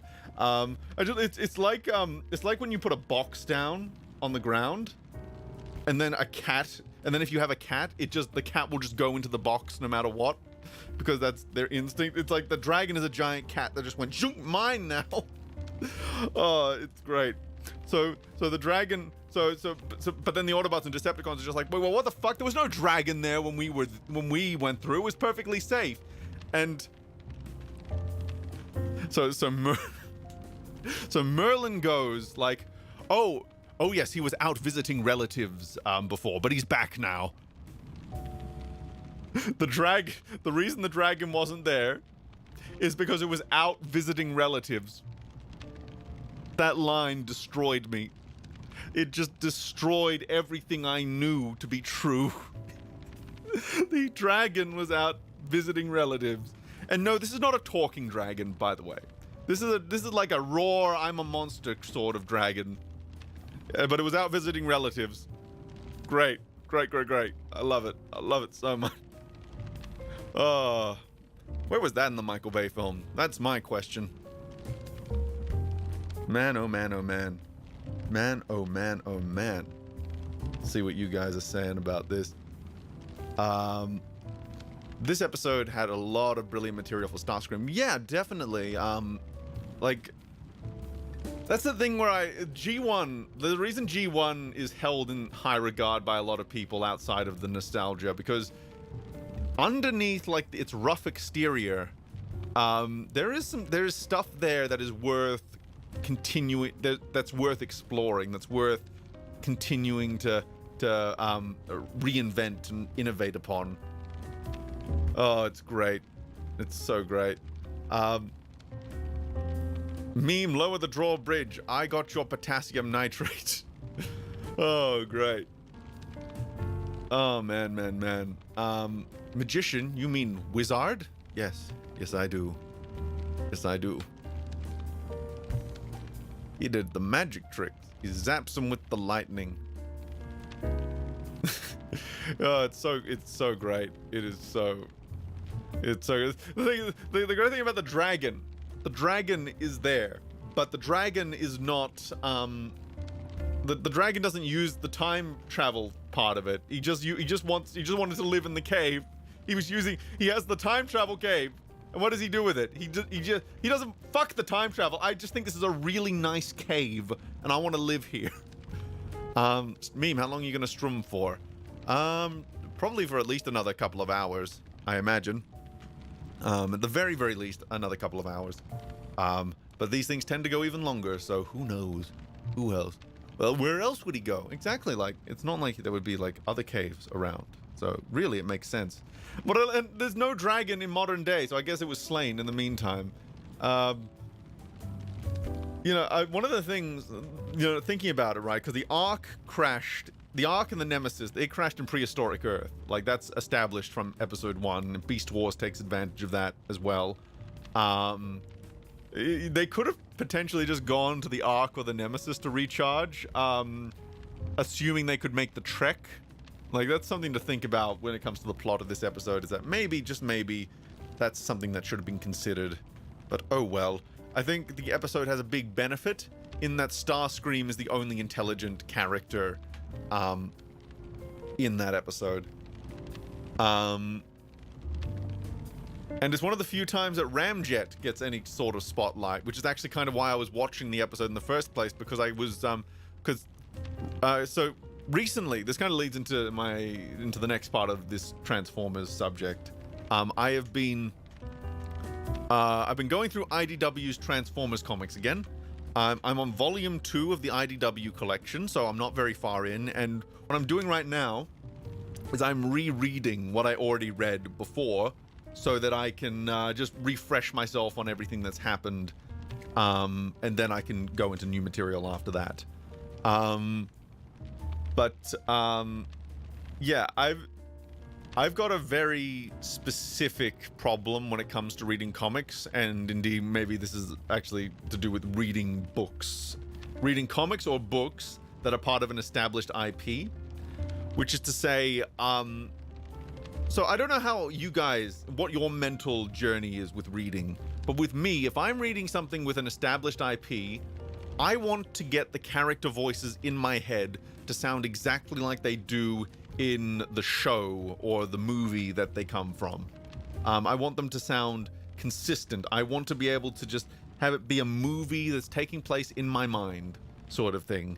You know, I bring along the soundtrack, I bring along the sound effects, I bring along everything, and I project them onto the page. You know, it's a good time. But the problem with this process, right, is that I get really obsessive about how the characters should sound in my head. So sometimes I'll come across a character who wasn't as prominent, like Ramjet, and then I'll spend about 2 hours looking for clips of Ramjet from G1 so that I can assimilate his voice into my brain and hear it while I'm reading. Like, it gets that obsessive. Like, I need to hear Peter Cullen. I need to hear Frank Welker properly. I need to hear X, Y, and Z. I need them. Or sometimes I'll mix and match. Like I'll take Ratchet's Prime voice, for example, and I'll use that. But I've got to get the voices assimilated so that I know exactly how they're meant to sound. And it's not just Transformers either. Reading DC comics, I run into the same problem, where I always end up scouring like various animated series to see if there are any voices that I like for those characters, so that I can use them while I'm reading it. And that might be a reason that I struggle to read in general, because I always get tripped up. It's just like, oh fuck, what did this character sound like? Oh fuck, what is this character meant to sound like? And then I'm really trying to contort the dialogue to sound like that character in my head. One of the exceptions to that actually is Guy Gardner, where I don't use any established Guy Gardner voices. I think I've gotten into this before, but I use Flash Thompson from Spectacular Spider-Man, because there's been no voice of Guy Gardner that I've really gelled with. And actually, this is funny. This is kind of, if I can't think of an interpretation of that character specifically that I like, I will think about voice actors that I like or voices that I like, and then I will project that voice onto the character. So, for example, the character Nightbeat, he's a Transformers character who's like a private detective. I don't think he's had any animated interpretations at this point. I don't think he's been animated yet. He was created for the original Marvel comics, so he doesn't really have a voice associated with him. So who do I get for Nightbeat if I can't imagine another voice, if I don't know what he sounds like? Well, I project Prowl from Transformers Animated onto him, because I use G1 Prowl for IDW Prowl. So that really worked. So that really fits me. I feel like G1 Prowl really fits for animated Prowl really fits with Nightbeat and the dialogue he's given. So that really works. And sometimes, there's a few different and so that I do that for a lot of characters. Is I try to think about what kind of voice do I imagine coming out of this mouth, and it gets doubly frustrating for voices that don't for when I come across a new character, because I keep forgetting what voice I've assigned that new character. If they haven't already gotten a voice of their own, and that kind of create some funky stuff going on in my head while I'm reading it. So that's a look into how an ADHD mind might end up overthinking the process of reading. If you want to contextualize that in any way, and if you want to know just how pedantic I can get while reading, I've already gone into trying to keep all the voices straight, but sometimes I'll just read the same line of dialogue over and over again, because I read it out the first time. I don't say it out loud, but I'm reading it in my head with the character's voice. And if it didn't sound right the first time, I will read the line again, trying to get the exact tonation of the character, the subtleties of the accent, the tone, the cadence. I try to get it in my head. I need to just get it this is how this actor would have delivered this line if they were given it. I just keep going over it again and again until I get it right. So it takes me forever to get through anything a lot of the time. It takes me a while to get into a groove with reading. It's really amazing that I finished any story with the way I go, and this is why audiobooks can be a bit of a blessing for me sometimes, because I don't have to worry about that shit. I just listen to the narrator's interpretation of the character, and it's fine. So I put this request out humbly to IDW or to whoever is going to own the Transformers comics license next. Please release an audio companion for the original IDW run. Make audio comics a thing. Actually, that would be pretty rad. That would be pretty fucking cool.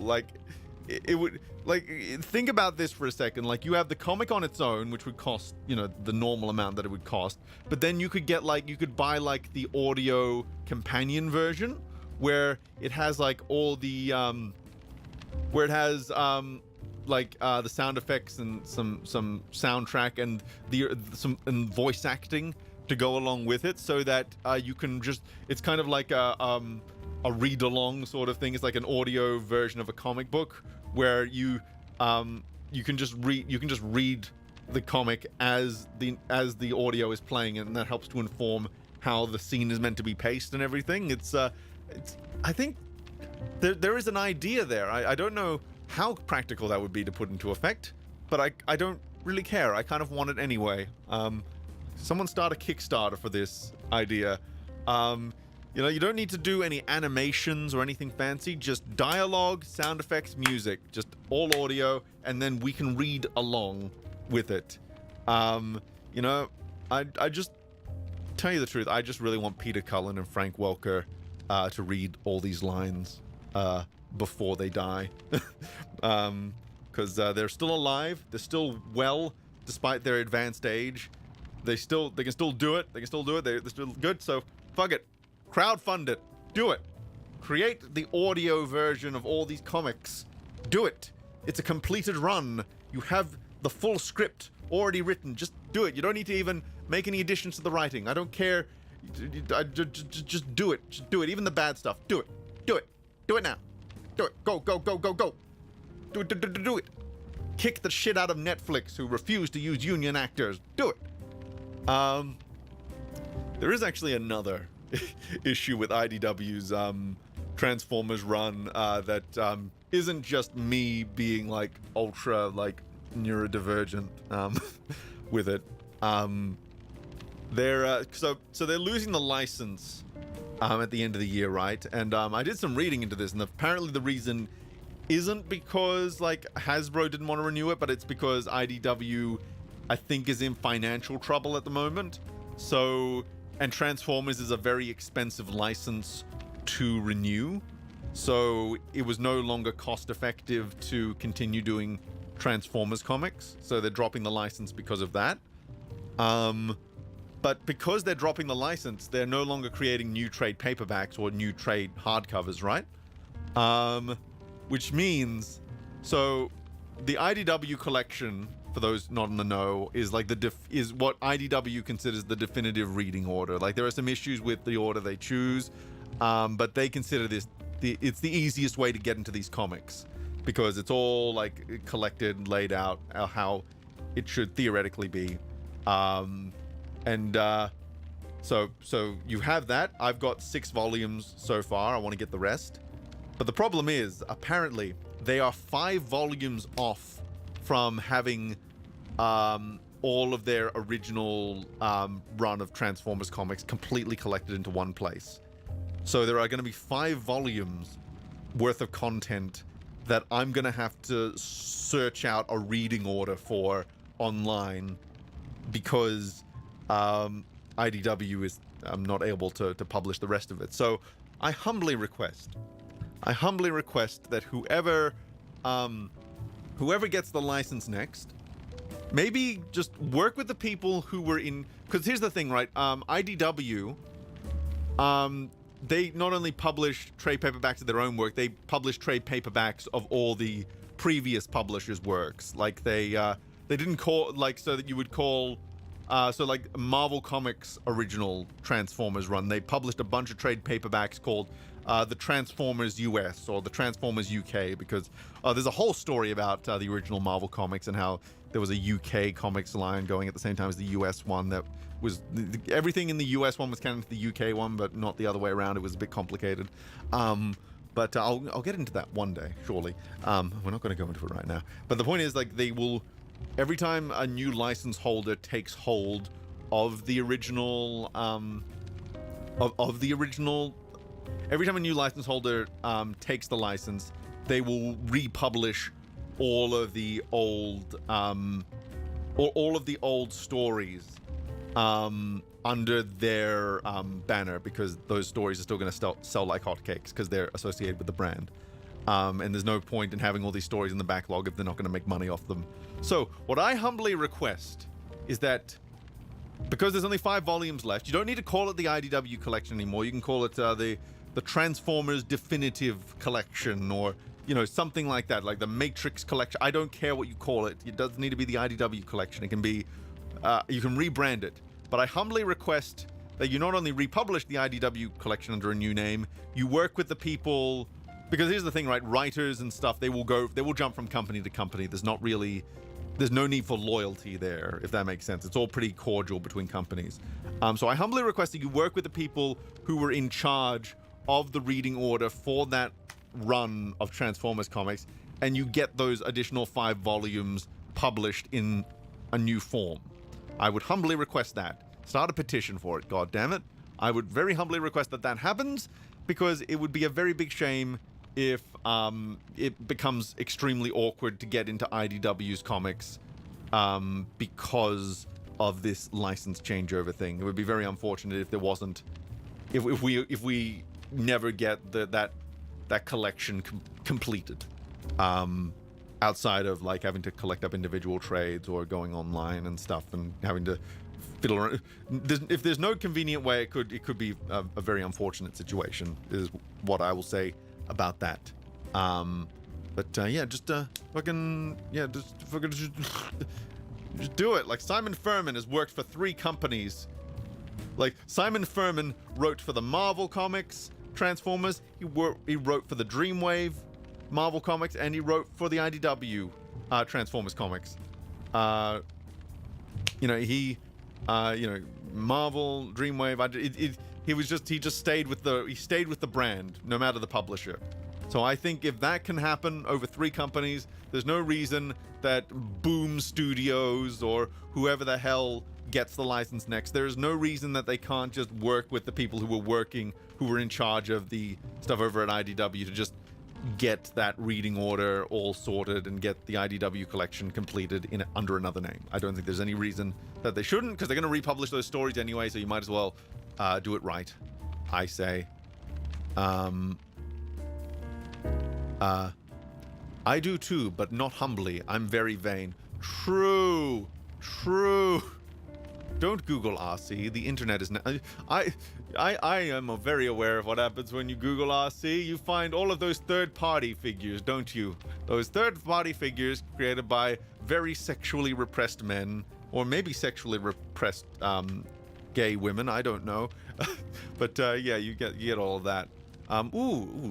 Little super chatteroony just came in. Let's see. Hello, meme. Best animated Green Lantern movie. I'm partial to Emerald Knights myself. Yeah, best Green Lantern animated movie. Well, there's only 2 to choose from, so that's kind of like I would say I'm partial to Emerald Knights just because you get like the full length and breadth of the Green Lantern Corps. I think that's kind of cool, but I also like that but you do get a lot of really good stuff with First Flight as well. So yeah, it's difficult, right? When there's only 2 to choose from and they both have their own individual strength, it's kind of hard for me to choose, and I haven't watched them recently enough to determine which one is overall better written. So it's kind of a matter of preference, but the thing is, I don't really have a strong preference for one or the other. I'd say Emerald Knights, broadly speaking, has an advantage. Oh, I got a frog in my throat. That's a colloquial term, right? For that, little frog just coming up. Ribbit.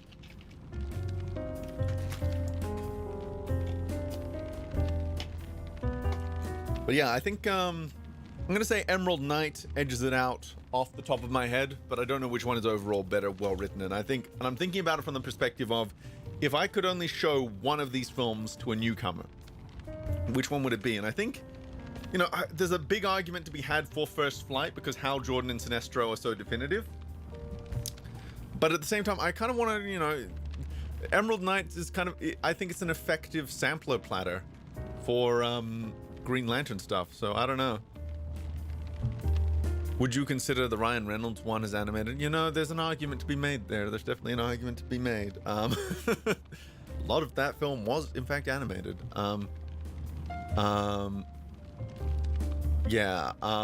It would be cool to get Action Comics of like the entire IDW run, but if I had to settle for budgetary reasons, I would just like the audio, because then fans could do a motion comic later on with that audio anyway. No, I just want the completed audio for that, for the IDW collection. That would be awesome.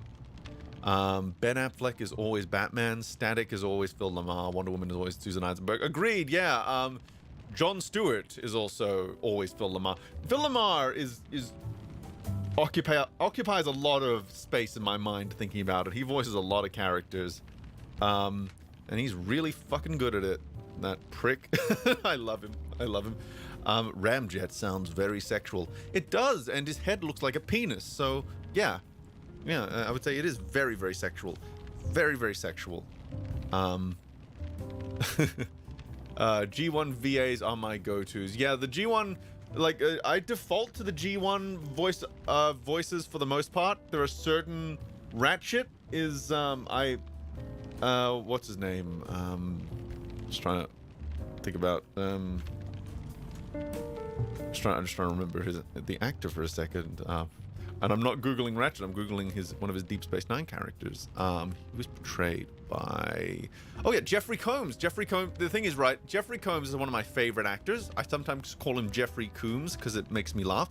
But Jeffrey Combs, and I love his Ratchet so much that he's kind of usurped G1 Ratchet in my mind. That and like, all the Ratchets kind of, like, G1 Ratchet, Animated Ratchet, Prime Ratchet, they kind of all have a slight... They're kind of variations on a similar sort of voice, so it's kind of... You can pick and choose there, and I love Jeffrey Combs so much that I use Jeffrey Combs in my brain. But for the most part, it's G1 for me as well, definitely.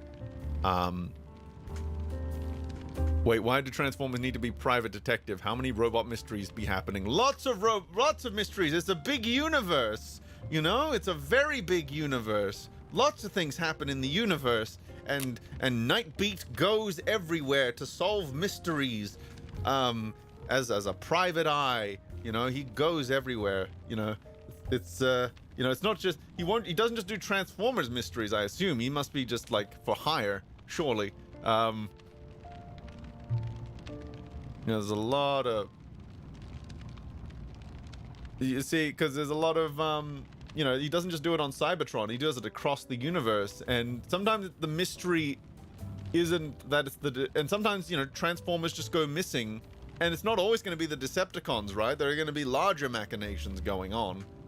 There are many factions in Transformers. The Autobots and Decepticons are just kind of the base level stuff. Let's see. There has to be some law and order on Cybertron. If there is law and order to be had, private detectives are a must. So they must have private detectives in Transformers. Yeah, you know, it's a very big thing. It's a very big thing. And you know, he goes across the galaxy and solves mysteries and stuff. Yeah. Remember Headmasters?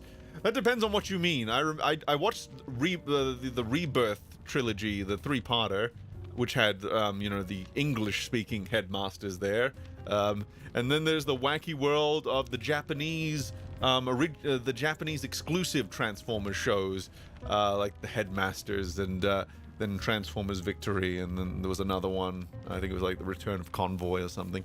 The point is, you remember the spelling of Wayun, but not the name Jeffrey Combs?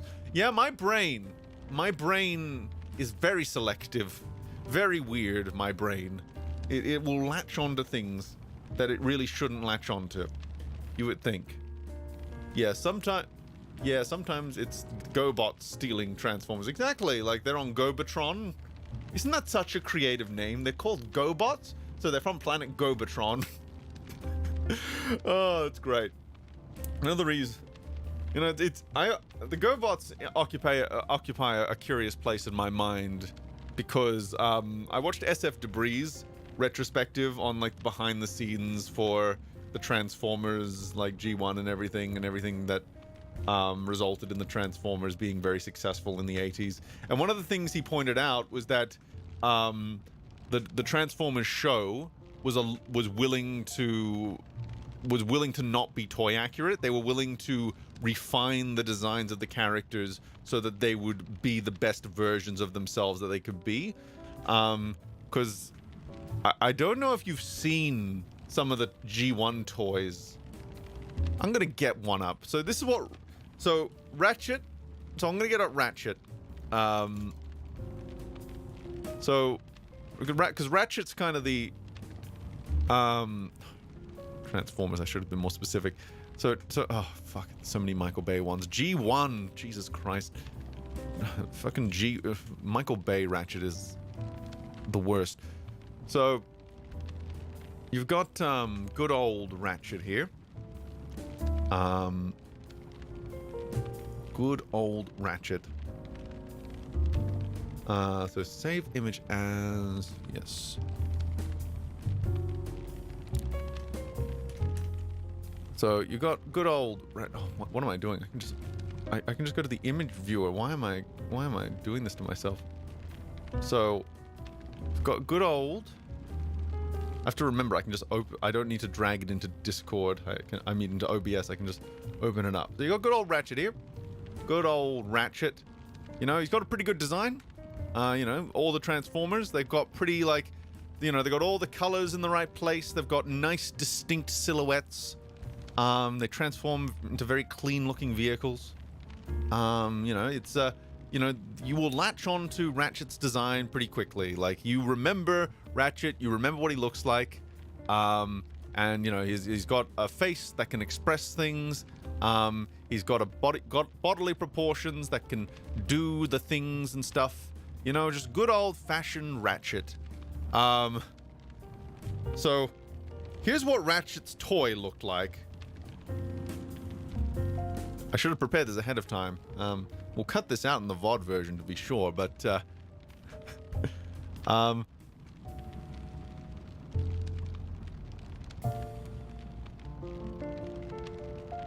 where is it? So God, this is funny. Just wish I could get it up. That's gonna be clipped. I just know it.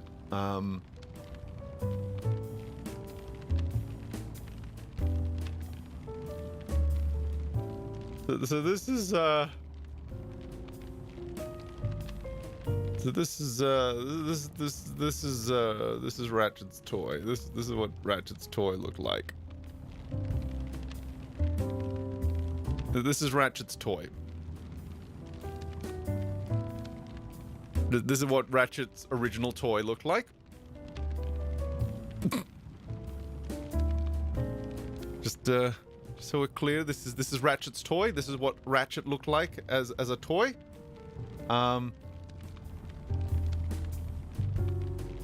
This is the packaging that Ratchet's toy came in.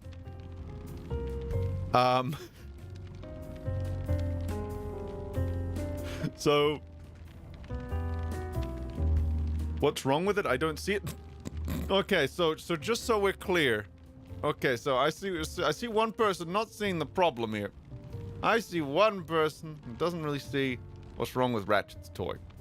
What's wrong with Ratchet? I don't know if he's being sarcastic or not. I don't know. Are you being sarcastic, Mr. Jackson? Are you being sarcastic? I just need to know so that I can bring this. I need to know if I need to switch back to what Ratchet looks like. So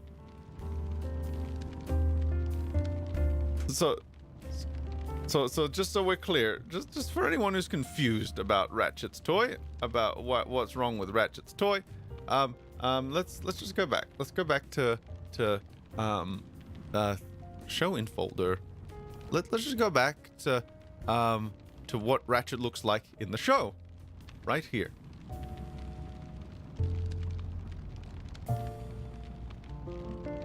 So this is what Ratchet looks like in the show, right? Okay, so this is what Ratchet looks like in the show, right? And this is the toy design for Ratchet.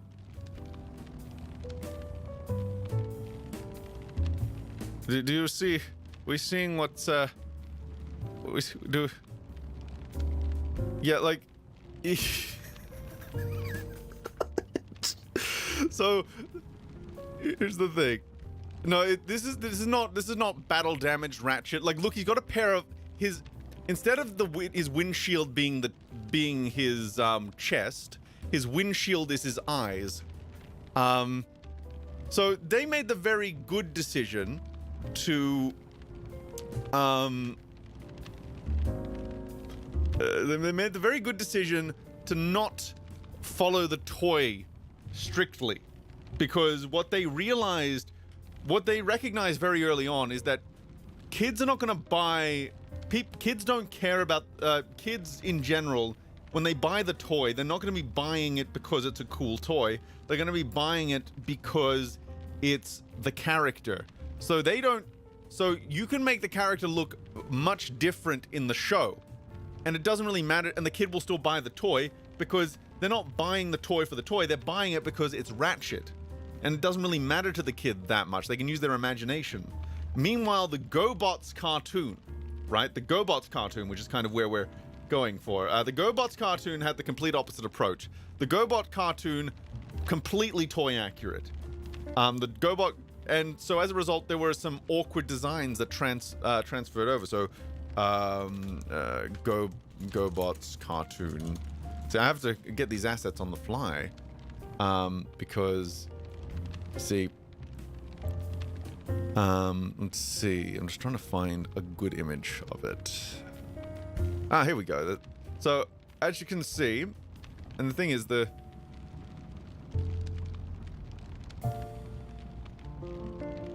so we got the GoBots. I'm just trying to get this up. There's gonna be so much I cut out in the fucking VOD. So we got the GoBots right here, as you can see, and the GoBots, they went the opposite direction. They went fully toy accurate with their designs, and as a result, ironically, because they went fully toy accurate with the cartoon, it meant that kids didn't really want to buy the toys because the designs on the show were kind of lame, because they were trying to be as close to the toy as possible. And again, like there's you know, there's something to be said about trying to be toy accurate, but at the same time, if you can improve the design for the show, I think you should probably do that. I think you can probably do that. I don't know. You can probably do that. And, it's, probably something you should do. Like, I can't stop staring at the cross-eyed ones. I don't know its name, but it's, yeah. Like, you can almost see the plastic that that these guys are molded out of. Like, it's, yeah, not the best look in the world. And the thing is, right, the big long-term advantage they had by putting character design over toy accuracy was that eventually, to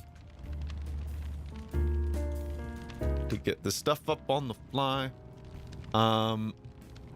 eventually they were able to, you know, as, you know, engineering got better, as technology got better, we eventually reached the age of the Masterpiece Transformer line, which if you're not in the know, the Masterpiece Transformers toy line is a series of toys that are specifically designed to be to use modern engineering techniques to create a toy that is as cartoon accurate as possible. And the big advantage of being as cartoon accurate as possible is that, well, I just put it up on screen by accident. Oopsie doodle. I keep remembering I have to open it in image glass because that is a much more dynamic way to do it. But yeah, like you get, so you get, so because they decided to go initially with a design that wasn't toy accurate, eventually down the line they were able to create this as engineering techniques got better, and they were able to create something that was actually accurate to the original cartoon. So the toy gets redesigned for the show, and so the toy and the show, they don't really line up, but that doesn't matter because the kids are buying the toys anyway. And then the kids grow up into adults. Adults still like the adult still likes Transformers. So what does Hasbro do? What does Takara Tomy do? They put out a show accurate version of that character, and they get to make a bunch of money off adult collectors. Meanwhile, GoBots, because they did the toy accuracy thing to begin with, not only did they have an inferior looking product as far as the show was concerned, the Transformers, they also just didn't have any longevity to go with that as far as like their business was concerned. So that's just something interesting to think about. Something very interesting to think about, I think. Ooh, man. Gonna do a little stretchy poo right now. Need to do more stretching. I didn't because I got up too late, but you know, could talk to you guys for a little bit. You guys are cool. Yeah, like the Masterpiece, I don't own any of them because they cost you, because I value my kidneys too much to buy any Masterpiece Transformers at the moment. Yeah. Did they give RC boobs? Oh, well, there's the Masterpiece RC that was just released. I suppose I can get that up as well. I've heard the Masterpiece RC is not very good though. As far as I've heard that it's not very good. As far as like it looks fine. Like there's a lot of small problems with Masterpiece RC, as far as I'm aware. Trying to find a good image. If you watch Jobby the Hong's review of it, like he reviewed a bunch of knockoffs, and then he reviewed like the actual one, and the actual one was not as good as the third-party toys. So got Masterpiece RC, and oh, you can't actually see it that well there, but there's something went very wrong with this one.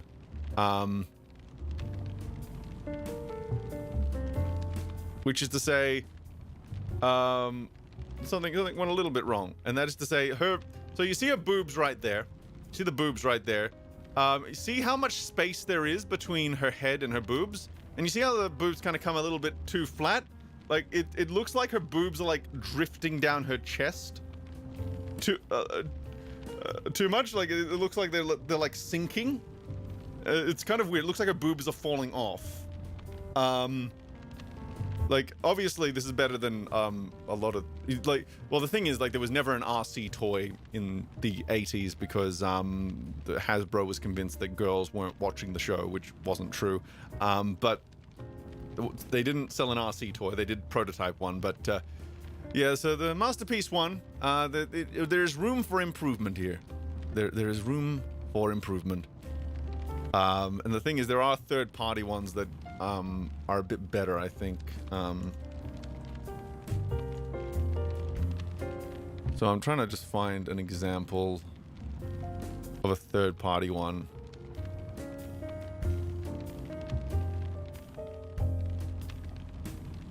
Oh yeah, I'll just steal Jobby the Hong's thumbnail. So you got one. So you got this one here. So a little bit better, and this is not an officially licensed Hasbro one, but it does. It's much. It doesn't have the. It doesn't look like the boobs suddenly start at the center of the chest. It's like a much more natural slope going. I know that we've spent an inordinate amount of time nitpicking robotic breastplates, but somebody mentioned RC and boobs. And thus, I have to give the people what they want. And also, there is a pervert one.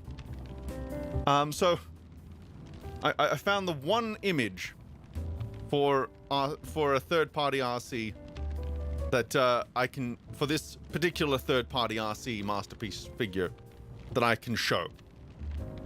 Because everything else would get me flagged. So there was a very lonely person who designed this one. a very, very lonely person decided to create an add-on for a third-party RC that allows the chest, the breastplate to flick up, and there is a sensor bar there, pre-installed, thank fuck. But if you remove that sensor bar, yes, there are nipples, and apparently it is made out of a soft material, and there really is a market for everything, isn't there? There really is. Very, very, very, very,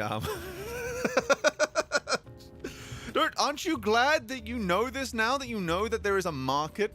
No, there's not only a market, there is a, there are suppliers for your RC boobage needs. Aren't you so glad?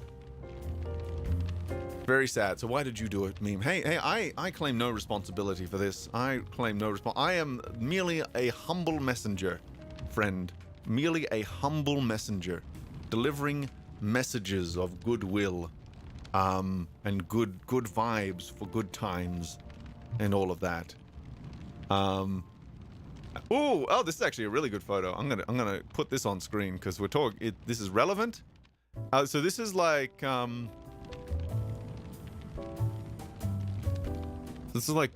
the RCs back to back. So these are like, I think these, just trying to see if, so I think the one, let's see, okay, so these are all the third-party RCs you can get. I'm gonna put, I have to put it on screen now. It's so weird that it took so long for RC toys to come around, because RC was like the only girl transformer. Well, that's not strictly true, but she was the girl transformer for the longest time, and nowadays like there's so many female transformers that it's kind of reached equilibrium. But it's kind of weird that for like the main person associated with girl transformer, she didn't actually have that many toys until very, very recently. It's kind of weird. But these are all the third-party ones that you can get. And as you can see, they have ideas, those third-party people. They have ideas. They certainly have ideas. I think a lot of these were designed with one hand, if you catch my drift. A lot of these were designed with only a single hand, which shows an impressive skill with craftsmanship, I think. I like the second one with the torso. It does look a little silly. I think the second one is like a more generally inspired by RC than it is strictly an RC one specifically. But yes, very, very odd. Very, very, very odd world we live in, where all these things exist. And you know, this is the stream repository where just anything can happen. Anything can pop on screen. It can be boobs. It could be 9/11. You just never know. You just never ever know what's going to happen during the stream repository. Yeah, it looks like the torso was ripped off some other kind of torso. Yeah, it's yeah, it doesn't quite fit. It's like it's too organic for what the rest of the figure is going for, right? A little bit too much. But you know, it's you know, people will do, you know, they can do them, you know, and there's a market, you know, supply and demand. I'm not going to complain about that. Just interesting to see. And to be fair, like the Hasbro Takara Tomy version actually has some let's just say it's a little bit, oh fucking hell, I just saw something. Oh no, wait, never mind. I thought I saw something. I didn't see it. I missaw something, rather. Watch Jobby the Hong's review of all these figures. That's what I say. Watch Jobby the Hong's reviews of all the RCs. He gets a lot more in depth about it. Let's see. What is our next subject? Actually, I'm gonna interact with you guys for a tiny bit longer. Don't cock tease us, meme. Show what you found. No, I would show you, but I saw something from the corner of my eye. I went to investigate, and it turns out it was not what I thought it was. so I can't really show it because it's nothing. It's basically, I saw it was a back view of all the RC toys, and I thought I saw something very dodgy, and then I zoomed in and it was a screw hole. It was just a screw. I thought it was something like very specifically molded to look like something else, but no, it was just a screw, unfortunately. Next subject, running away from Robo Titties so quickly, or something like that. Jobby the Hong. Okay, I'll just link his channel, you know, just so. You know, he's pretty cool. He got David K on to do a couple of his reviews when he was doing reviews of Beast Wars Megatron. Good old just here. You can watch it in your own time. So let's see. So we're gonna get this off screen right now. You know, as much as this is a big draw, I imagine. You know, when I get the new thumbnail set up, I'm gonna I can put the RC titties in the thumbnail so that people click on the video more. That's gonna be a fun time. No alcohol required. All that. And we're on. There's something very satisfying about the fact that we're on stream number 5. Like, that's a very satisfying round number, don't you think? And it kind of indicates that, yeah, this little podcast dealio has sea legs. I still got to put the VOD out for episode 4, so we're a bit behind on VODs, but I'm going to do the catch up. I'm also thinking about doing less editing with the VODs, but compensating for that by putting a preview of the contents of the episode at the beginning, so you have a little teaser before going into the episode proper, because I noticed a lot of streaming. I noticed a lot of VODs do that now. And I think the purpose for that is to grab the audience's attention as fast as possible so that they'll watch the more boring parts of the video and continue watching it. I think that's going to be a good strategy to go with, because I want to be able to get those VODs out quickly without having to put too much time into it.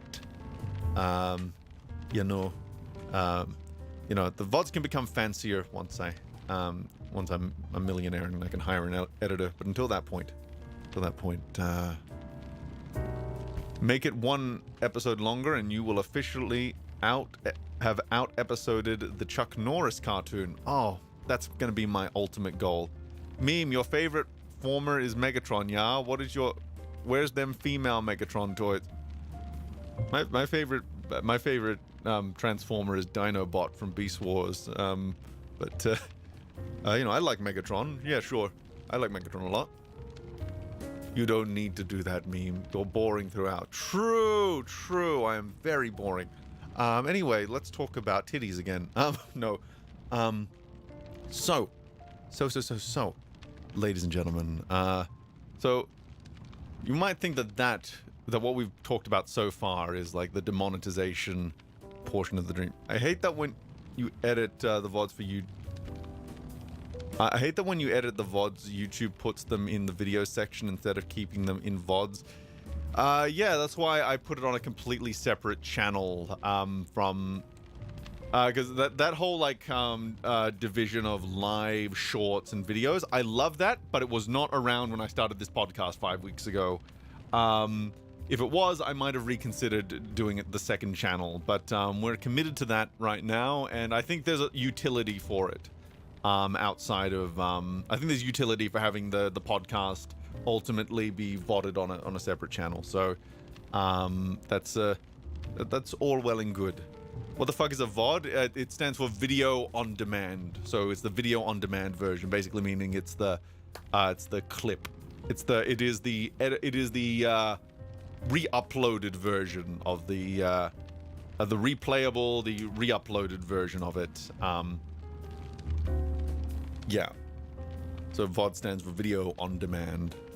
So it is the re-uploaded version of the stream. Now, what is the next order of business here? Here we go. So, I got to go back to my notes. First, I'm gonna have a swig of water because I'm a little bit constricted.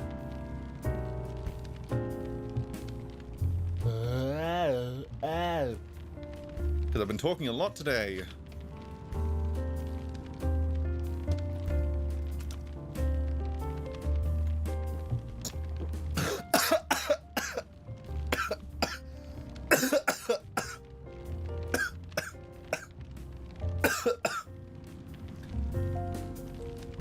Oh, that took me all of my.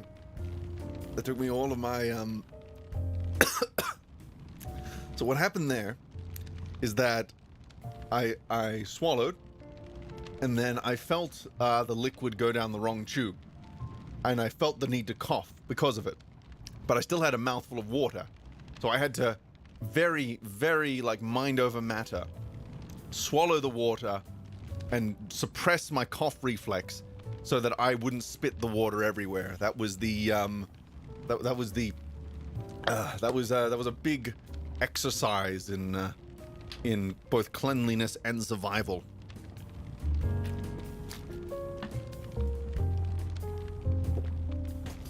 You see, we get all the clippable quotes today. Every single one.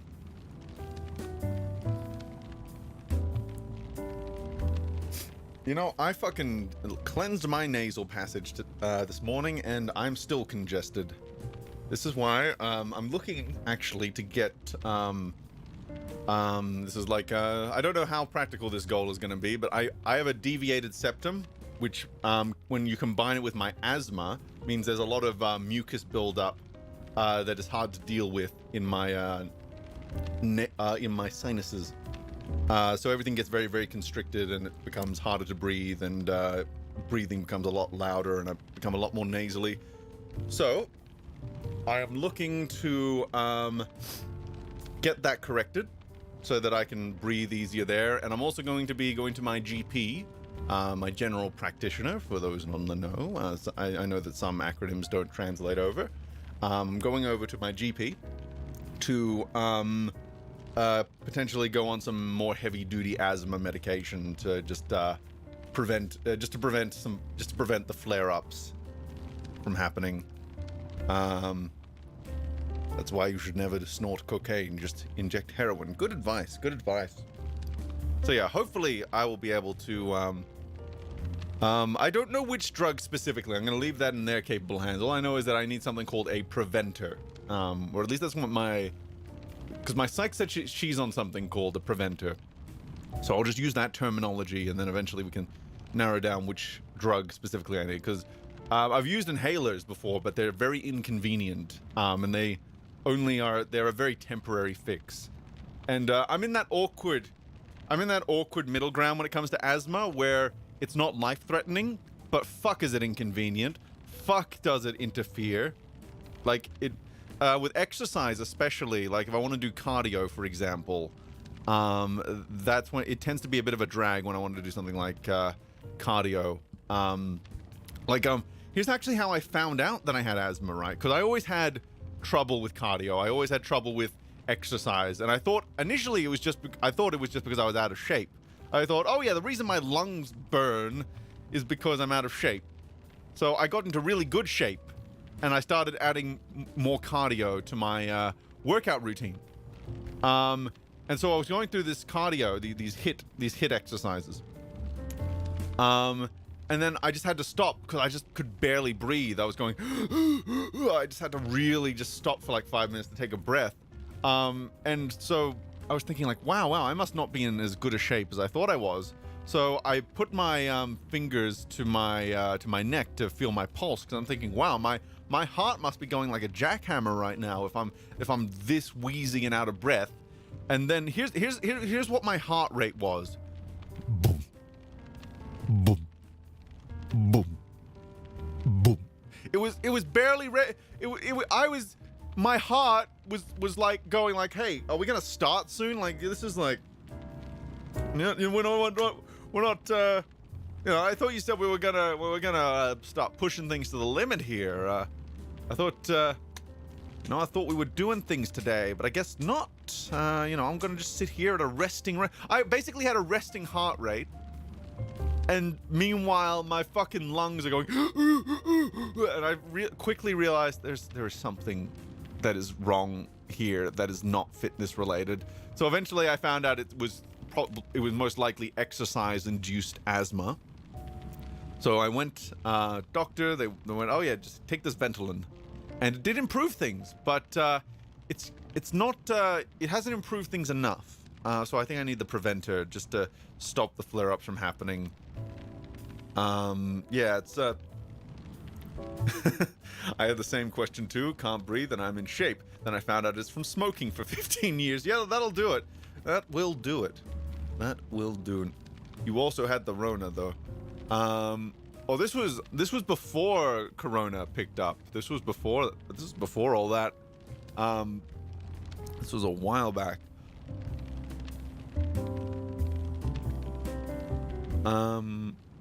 Ooh, a daily inhaler rather than a rescue inhaler. I also know that there are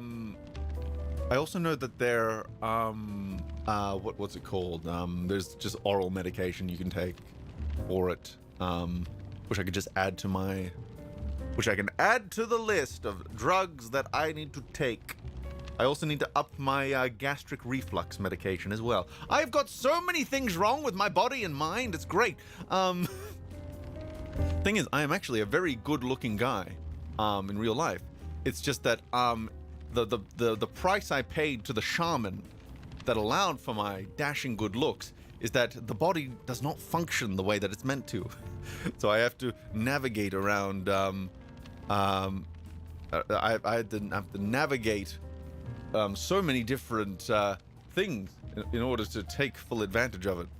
Pix or we don't believe it. Well, I'm sorry that I like anonymity. I'm sorry. You'll just have to take my word for it. Actually, I remember I'm not going to tell you who I did this voice for because then you'll go and look it up and find my name. But I did some voice acting for some animators on YouTube. And so I did it under my real name because that's what I do the voice acting work under. And then while we were doing the recording session over Discord, they just started stalking my IMDb and they looked at all my headshots and everything.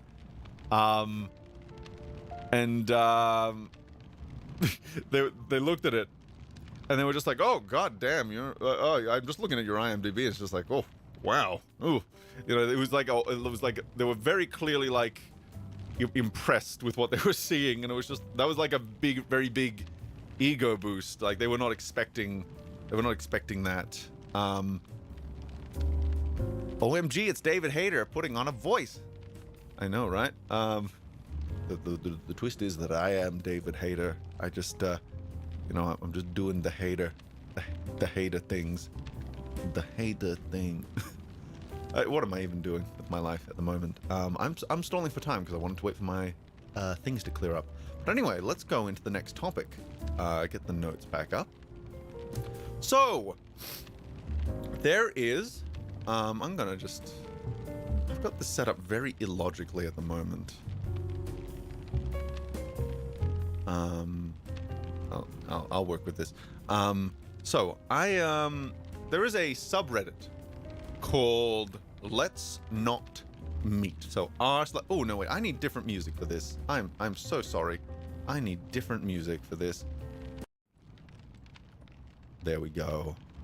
Perfection. Because we're going into scary time. And what the hell? Chat, no. Chat, come back. I love you. Come back. Don't know why it doesn't carry over, but whatever. Here we go. Oh no. Is this another true life horror story? This is another true life horror story. This is, though it's not going to be as long as the last one, because it's not as big as 9/11, but it is nonetheless a little bit freaky deaky. Oh my god, Spook! I told you not to do that, not to tell people that. I don't want people to know that I'm a 60-year-old man. What's the meaning of life? The meaning of life is what you make of it. Let's see. So, there's a little subreddit called Let's Not Meet, where people are invited to share their real-life encounters with creeps, freaks, predators, and generally dangerous individuals. It's one of those things where they're not just scary stories, they are scary recountings of real events, or at least that is the point of it. Obviously, someone could go on there and stir up a bunch of bullshit, and it might be hard to verify. But you know, you hope that what you're seeing there is at least somewhat based in reality. So Tinder, yeah, a little bit like Tinder. Except not really. But anyway, well, I guess you can meet a creep or freak on Tinder. That's true. Making strangers into friends on the internet is the meaning of life. Exactly. So I was on that subreddit a few months ago because I was on this big true crime, real life horror story kick. I was watching Nexpo and Barely Sociable, just all those channels. You know, just I was just gobbling that shit up. I was just gobbling it like, nom, nom, nom, nom, nom, yeah. And I love being mortified out of my skin. I love shitting my pants every time a stranger downstairs walks by with a hood on. Nom, nom, nom, nom, yes. Oh, feed me, daddy. I was on that kick. I was on that little true crime kick, and I thought, you know what? I'm not gonna wait around for Nexpo to post his next video. I'm gonna go right to the source. So I go to Let's Not Meet. I just, you know, I wanted to scroll through it, see what I could find, what I could dig up, if you will. I wanted to see if there was anything that could, you know, be interesting to look at. Anything to fill me with the chills and all of that. And so I scroll through, you know, not many that catch my attention initially. And then I come across this one. A post with this title. So I am now going to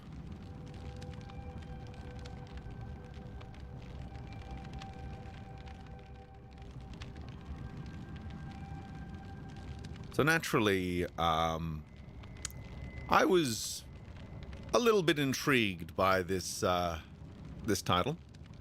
I was, you know, this is not only a how shall we call it, a scary story. This is something that literally just happened. This is fresh in the field. Something that has just occurred. It comes with many questions, and indeed a level of concern for this individual's safety, because there is no guarantee, just based on this title alone, that the person is still alive to tell the tale, to tell the rest of the tale. It's possible they posted to Reddit and then immediately got killed by the thing that they were posting about. So I wanted to continue forward to make sure that this person who posted to this subreddit, which is designed for real life things, I wanted to make sure they were not dead. I wanted to see what their distress was.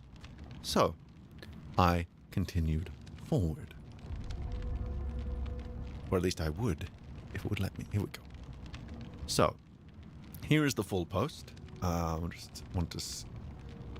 I'm just gonna make sure it's appearing correctly. There we go.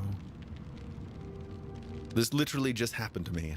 I am dead scared, and nobody is answering the phone. Okay, so this just happened to me. Female, age 28. And I'm sure I will not be able to sleep. My boyfriend is not answering the phone, and I need to get out, and I need to get this out. My company organized an event for the clients and the staff. My company organized an event for the clients and the staff at a luxury hotel. Everyone partied, and I got into my room an hour ago. It is 3 a.m. It is 3:27 a.m. in the morning. It is 3:27 in the morning here. Like, I don't know, 15 minutes ago, a guy entered the room with a bottle of water. He woke me up. I was super scared. He says someone called from my room to order a bottle of He says someone called from my room to order a bottle of sparkling water. Weird explanation. There is a mini bar, and there is a corridor in the room, before entering where I am in bed. So basically, I am half naked in bed. He comes closer to me at the level of the table, apologizing for the inconvenience. But he's still here.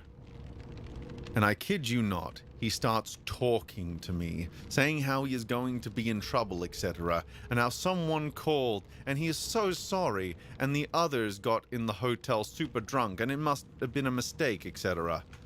I swear, he has been standing super close to my bed for 5 minutes. I was so shocked. I was just saying, no, it's okay. I just got scared. Really, no problem. Just go. Well, he says he doesn't see me. He says he doesn't see me well. Asks my name twice. He says, well, so I guess I wish you a good night then. He kisses me on the cheek, like we French do, but once again, I am half naked in my bed, dead scared, and he is in a suit, all dressed. Literally, I don't even know what I could have done. He left after the longest minutes, saying how he was sorry and how he would appreciate that I don't tell anyone. And now, the phone in the room just rang. I don't know if I should still be scared, I don't know if I should still be scared. Was he just confused by the mistake? I am super scared, though I cannot think right now. My heart is still racing. I just need to have a rational feedback after this, really. Update 1. I am okay. 34 hours later. Details in the comments. Update 2. 5 days later. I don't even know what to say here. Details in the comments. So, first question that comes to mind after reading this, is this real? Yes, Let's Not Meet is meant to be a place for recounting real-life experiences, but it can easily be falsified. So what clues can we suss out from this post to determine its authenticity? Well, right off the bat, there are two signs that point towards, its authenticity. There are two signs that point towards its authenticity. I wrote that really weirdly. Firstly, the message itself is littered with inconsistencies and errors with the grammar and spelling, almost as if this was typed in a rush. This is something that's difficult to fake, though not impossible, which is a point in the post's favor. Not definitive, but there is you might have noticed that I was not just stumbling because sometimes I stumble when I read. I was stumbling because this was not a proofread. The proofreading clearly was not here. There's a lot of stuff that was there was a lot of words that were skipped over. The phrasing was confusing, and it doesn't come across as something that was calculated. The other point is to do with her profile itself.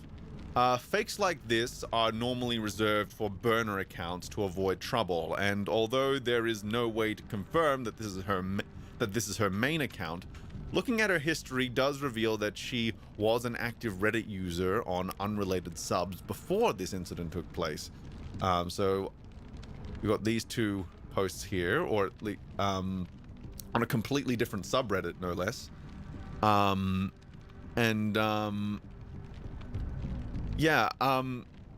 When I first found this post a few months ago, these posts hadn't been removed yet.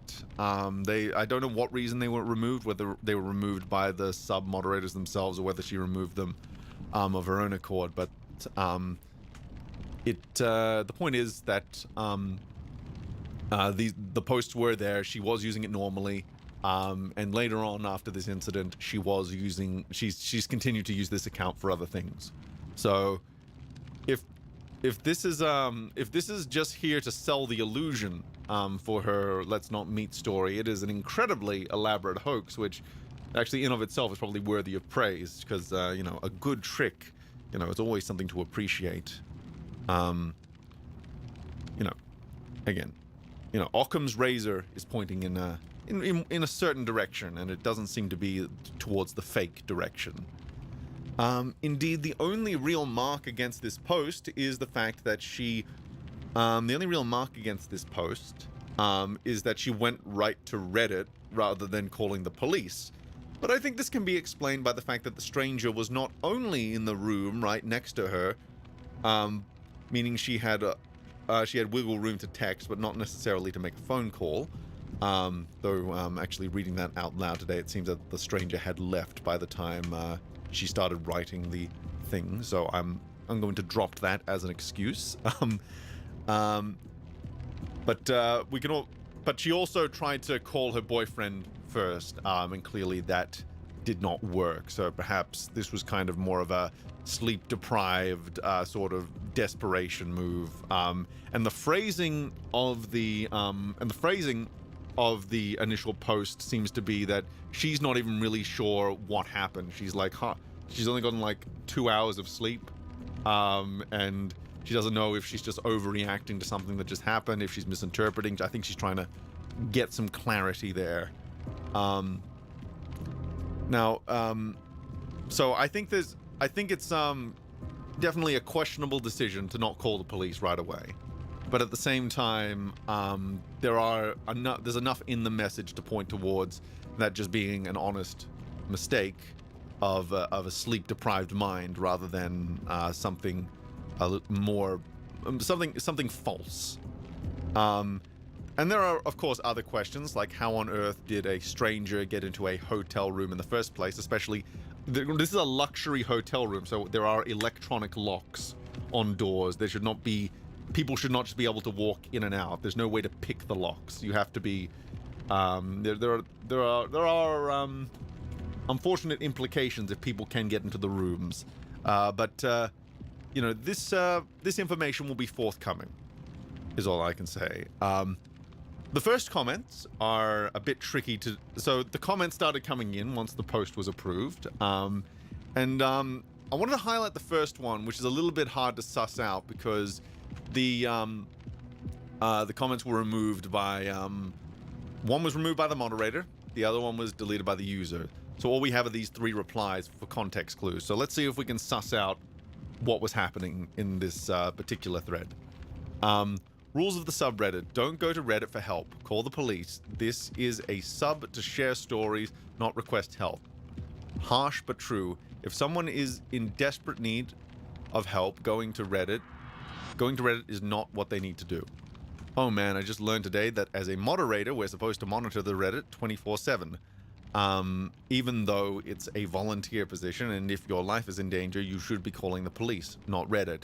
We have had this policy for nearly 2 years at this point. This is a message posted by a bot that gets posted to every story submitted here. Reddit is not the place to go for in a time of crisis. What if we didn't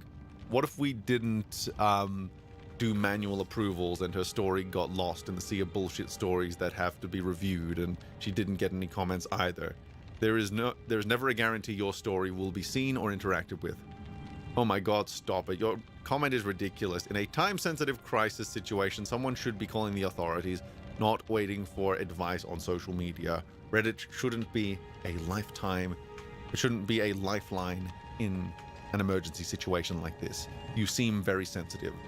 So there's one of 2 things that seem to be happening here. I think the first comment might have just been like an automatic thing that goes under certain posts, or maybe all posts on the sub, that says, if you're in danger, call the police. So there might have been just an automatic thing that goes under certain posts. I can see that. The second one, initially I thought maybe the person involved, like the original poster, left a comment here. But as we'll see later on, she didn't delete any of her other comments, so I don't see why this one would be removed by her. And looking at the wording for these ones again, it seems that people are not referring. The way they're referring to this person seems to be as if someone came to her defense against a comment that seemed to be calling her out for not going to the police, which might have just been an auto comment posted. So it might have been that someone just said something very stupid to try and defend her choice to go to the sub rather than the police, and then people called her out.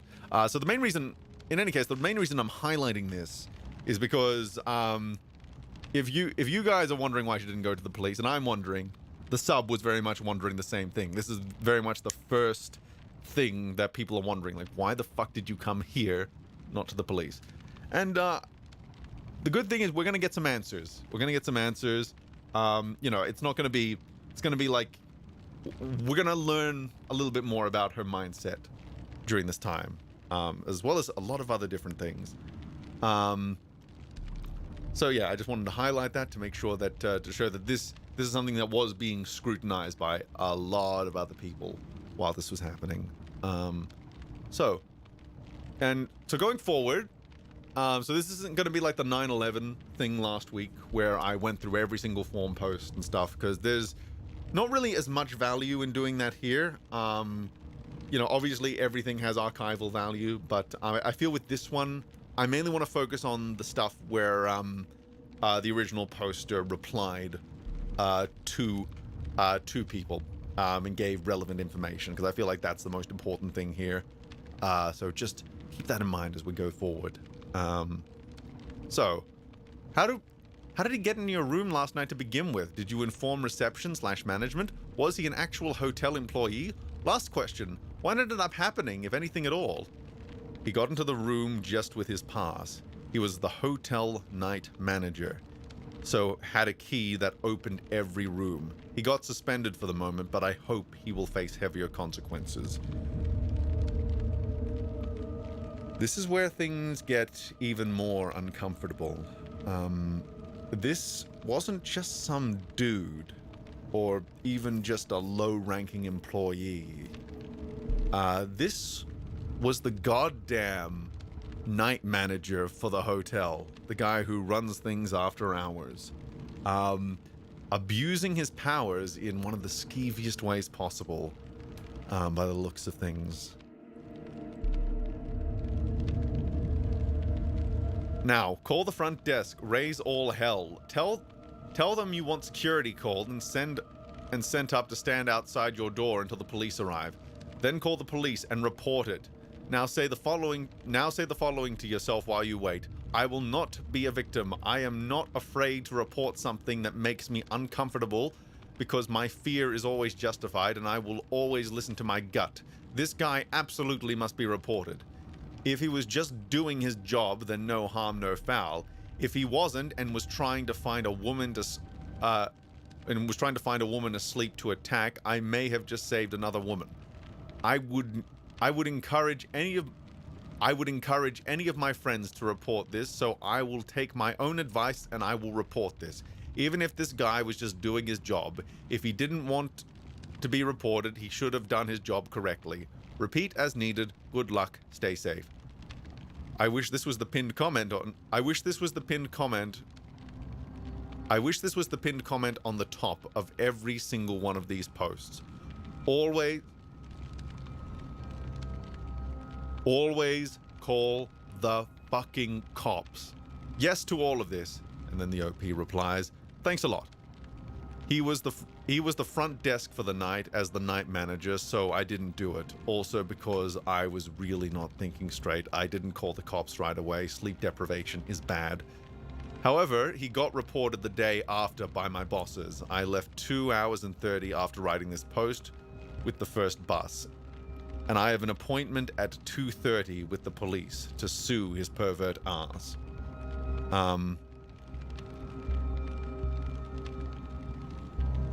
This comment brings into question whether the deleted comments above were from her or not. Once again, that was a thought that went through my head initially, but I'm starting to have doubts about that. As this comment was not only left intact, like I mentioned before, there's still plenty of comments that were left intact. She didn't seem to remove any other ones, if she did remove that one. But she's also downright reasonable and candid about the circumstances that led to her posting on Reddit, rather than phoning the police. I felt this was worth pointing out in case someone started spreading my rough guess about what was happening as fact. There's simply no way of knowing what the contents of those deleted comments were, and we can only speculate. So the main reason I pointed out those deleted comments before, again, was just to point out that this is something that the whole police angle was something that the users of the sub immediately latched onto.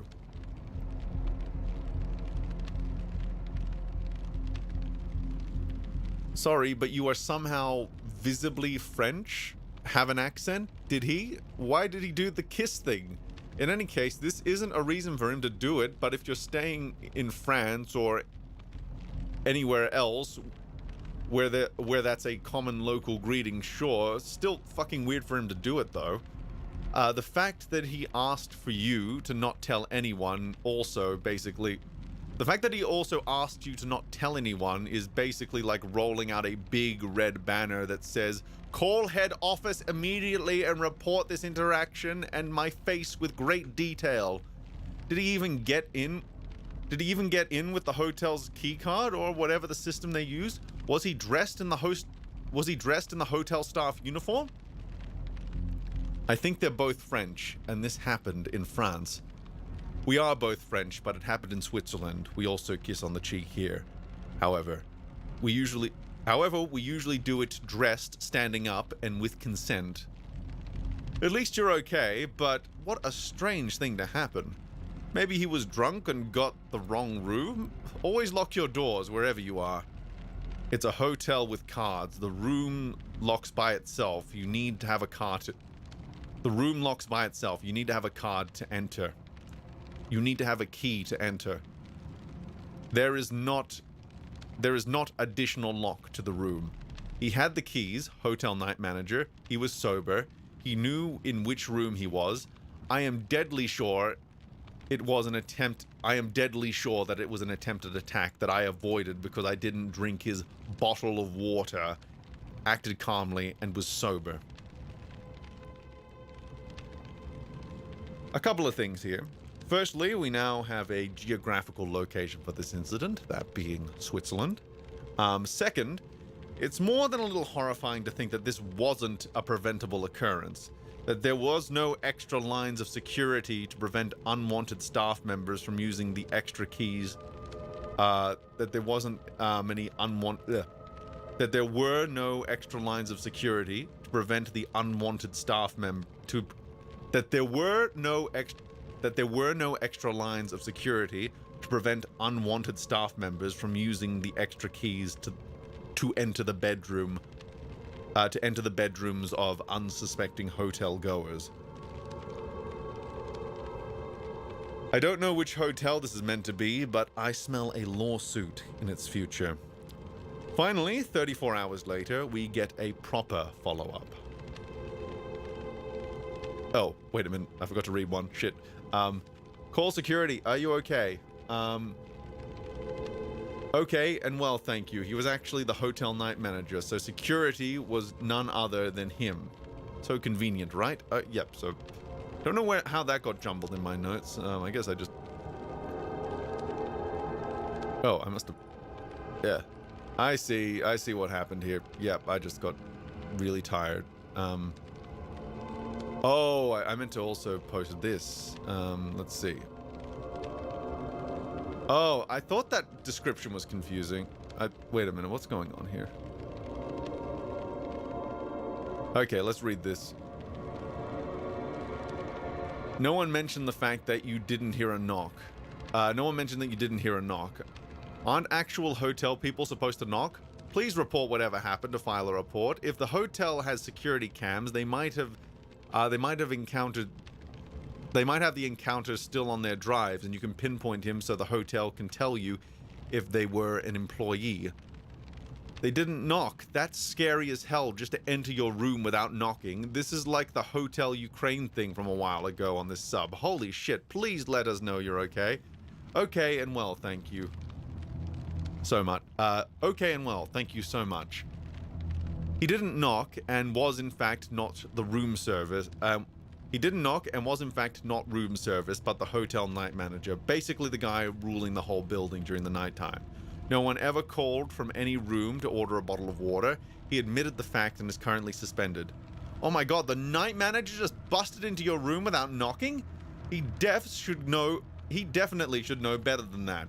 Holy crap, that was a very poor choice on his part. Not only was he in the room, he was literally in the front. He was literally in the front of the bed when I woke up.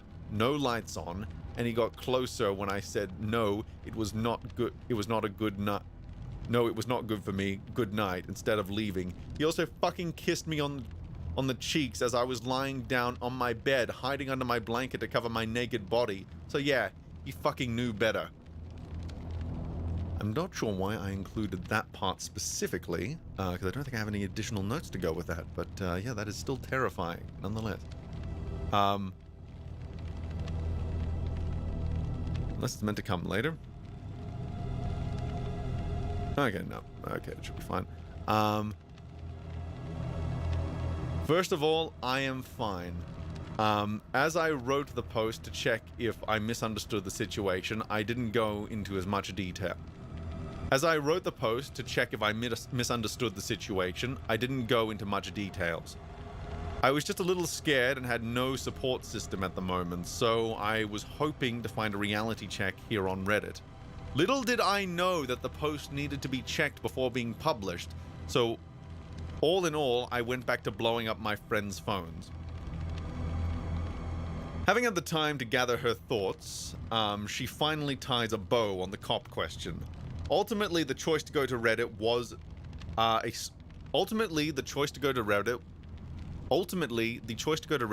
a sleep-deprived attempt to get a reality check on an extremely terrifying situation. It was obviously not the right thing to do, but given the stress and the lack of sleep, I can understand a sleep-deprived brain perhaps considering that a good idea. And afterward, she went back to spamming her friends with SOS messages, so it wasn't like Reddit was her primary call for help.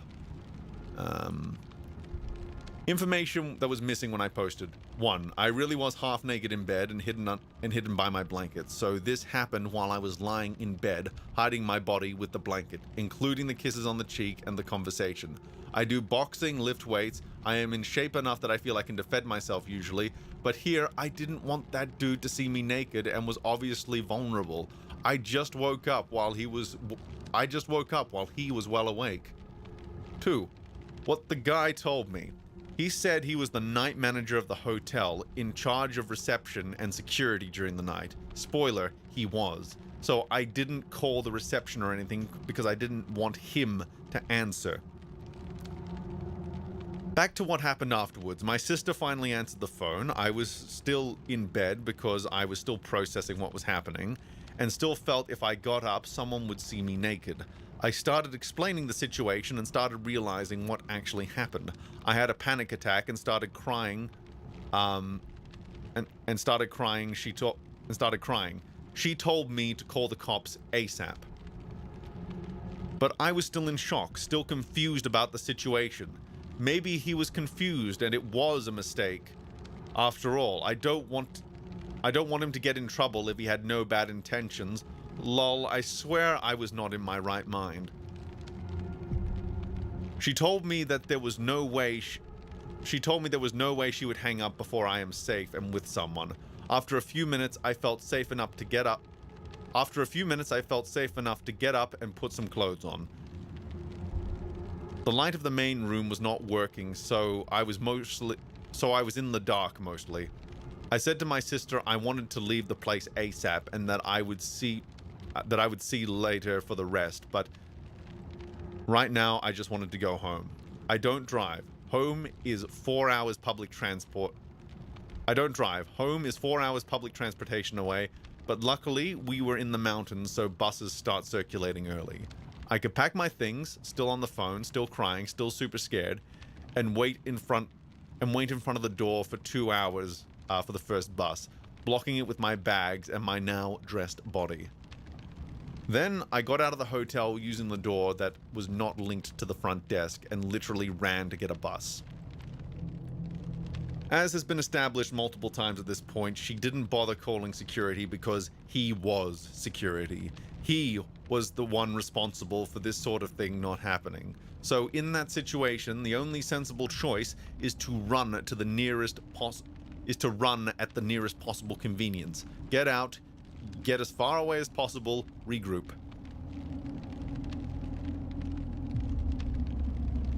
I considered myself safe after I took the train at 6:30 in the morning and hung up with my sister. I fell asleep in the train. 30 minutes later, a friend of mine calls back. I started explaining to him and had a massive realization.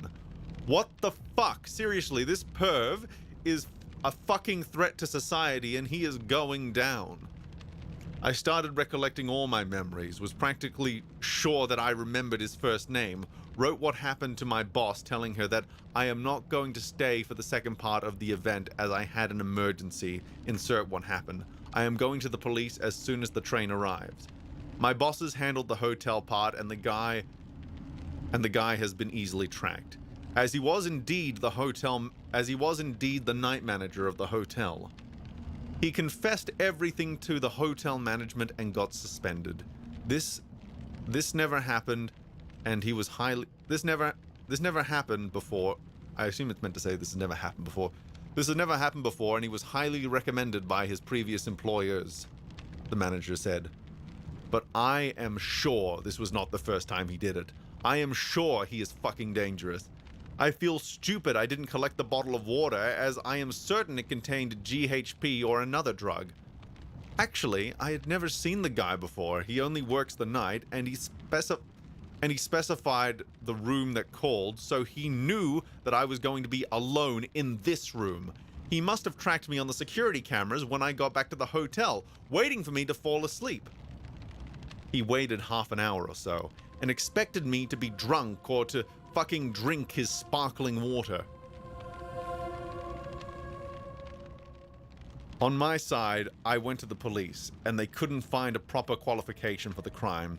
They would have if I had proof that there were drugs in the water, for example. So I made a declaration, and I am going back to the police later today at 7:30 for a proper deposition. I stalked the guy on the net, and he has been a night manager in various hotels for years. So I hope I will find some other victims to push the investigation further. So I hope, in the sense that if there are other victims, just so we clear, she's not hoping that there are other victims, but if there are, that they are findable, that I will find other victims to push the investigation further. Because I am afraid that if it's only me, nothing will happen to him or at all, as he didn't actually harm me. And he will just get away with this. Of course, the latter half of this update does dip into speculation, so take it with a grain of salt. That being said, it is a terrifying prospect that there is a man out there slipping into these hotel managerial roles and using his position of power to stalk and sexually assault women. I'm really glad you were okay and were not physically harmed. I think all your instincts on this creep are probably 100% correct. Thank you for reporting it and having the courage to follow through. If this was the first time, it wouldn't be the last, and given his employment history, it likely was not the first time he's done something like this. Your reactions under these circumstances are totally normal. Not wanting to get someone in trouble unfairly. Not sure how to read this situation or what his intentions were, etc. You were surprised, scared, confused, and vulnerable, as anyone would have been. You handled it well, got the F out of that place, and quickly reported it. You don't owe anyone any kind of explanation as to why you didn't do things differently. I'm glad you're safe, and I hope as a result your report of this dickhead is never. I hope as a result of your report, this dickhead is never in a position to do this kind of shit again. I spent 3 hours with the police yesterday night to report the incident. I asked to be part of the instruction, which means I will be able to ask the prosecutor to demand some information. Like, for example, the list of times he's used his badge to enter a room at night and the names of the person. I think that's meant to say persons. And the name of the persons who were involved, who were in it. The names of the persons who were in it. Just to check how many times he did it. I really hope it will work, but any minute I spend talking about it, just reporting it, investigating it, is very well spent.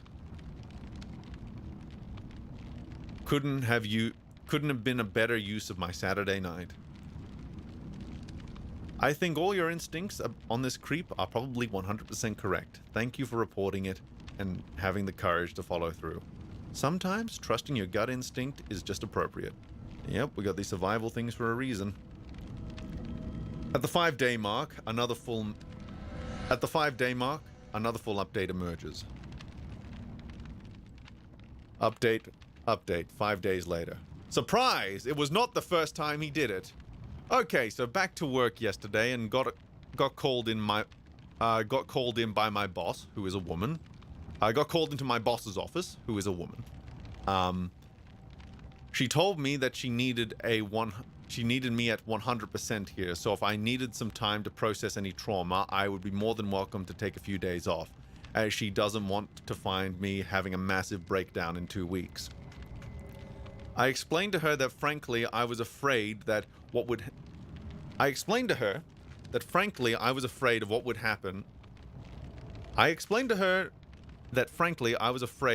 have happened if I had been more vulnerable, drunk, or if I didn't wake up, or if I had drunk the water. And I kept thinking about it. I kid you not, she goes, I actually don't think the guy is as dangerous as what you think. I perfectly see who that is. I got back from the event at midnight, and so he insisted to walk me back to my room, which I didn't mind. He then used his key to open my door, as sometimes the keys don't work properly. He tried to enter, but didn't insist too much because I am visibly pregnant. I was shocked already, but she then went on. Actually, he entered the room of 2 other women we had at the event that same night. They talked about it during breakfast. How a random guy from the staff entered their room at night. How a random guy from the staff entered that room that night. One for an issue with electricity that didn't exist, but she was awake for it, so it wasn't too traumatic. The other was in bed too, but I don't remember what she said he was here for, but she was quite scared. We all gossiped about it at breakfast. She didn't want that poor deranged kid to be in trouble and weren't too shocked, so you actually are the only one who reported it. Now, I have one question. How the hell did they go back to sleep after that? How was I the only one that reported it? At the same time, I feel relieved that I didn't escape Ted fucking Bundy here, but I am so mad. This means it must be his daily routine, and he must feel sexually aroused at women being scared in front of him. I don't even know what to think at this point. So before I continue, I completely misread this before because I thought... I'm a bit confused by this quote because she said at the beginning, I actually don't think the guy is as dangerous as you think. But then the rest of it indicates that the boss was saying that, and the original poster doesn't seem to indicate that the boss was trying to downplay it otherwise, so maybe that's a typo? I don't know. It was a little bit confusing to read out loud, I'm not gonna lie. And now the speculation begins to emerge as a realistic reality. Not only has he done it before, he did it twice in the very same night. The other women clearly weren't as freaked out for whatever reason, but the fact that he was making excuses such as fake electrical faults is disturbing to say the least. And the fact that the least horrifying scenario here is him simply getting a sense of sexual gratification from the fear his presence induces is even worse.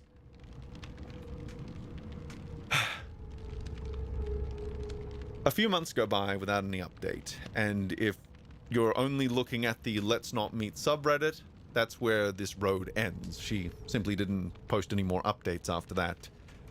If you're sleuthy like me, however, you might have dug a bit deeper and noticed that she posted in the Legal Advice Legal Advice EU sub with a post titled the following. The predator who entered my hotel room in Switzerland left the country before the police did anything. Oh dear. Hi everyone, first time posting here, but at this stage I am boiling. 3 months ago, the night manager of the hotel I was staying in Switzerland, I don't know how to pronounce that city's name, sorry, Valais? I'm not even gonna go any further trying with that. Entered my room with his key while I was sleeping and half naked. Didn't leave when I asked him to, and kissed me on the cheek while I was again dead scared, naked in my bed. Later, I learnt that he did it to all the women who were alone in their rooms that night. We were all at the same professional event. I pressed charges the day after for attempt at sexual constraint in another state of Switzerland, as I just left the hotel in the middle of the night because I didn't feel safe anymore. I also told the hotel what happened. So, I never received any news from this procedure. Basically, nothing happened to him yet from a legal standpoint in Switzerland, where we both live. And as I know the guy's name, I checked yesterday on LinkedIn if he had at least been fired. Well, he was. And well, he was. But he just moved to another country to be night manager in a luxury hotel in the Caribbean. I suspect it is a modus operandi by looking at his LinkedIn. He works at a hotel where he has all the keys to all the rooms and access to all the cameras in a position of power. Harasses women alone in their rooms, at best, but who knows. And when he is caught, he just switches countries. I plan on pressing charges against him in France, as we are both French, and the island where he is currently part of France. But when I press charges in France, is there anything I can do or add in my deposition to make sure that he doesn't just escape the country again? Is there any way that he can have a criminal record here in Switzerland even though he left the country and will obviously not attend any hearings? I want him at least to have a criminal record of some sort. Anything that will prevent him from predating on other women or to get the same job where he has access to women alone and asleep in their hotel rooms. More information here below, but I think everything relevant is above. So, just another post to the sub.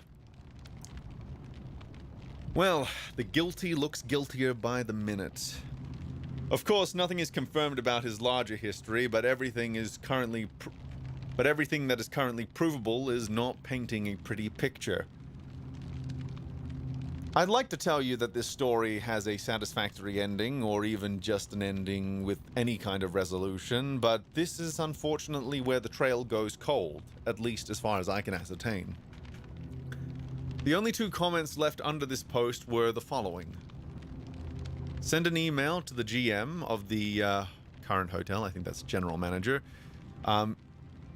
he was working at, to explain his modus operandi.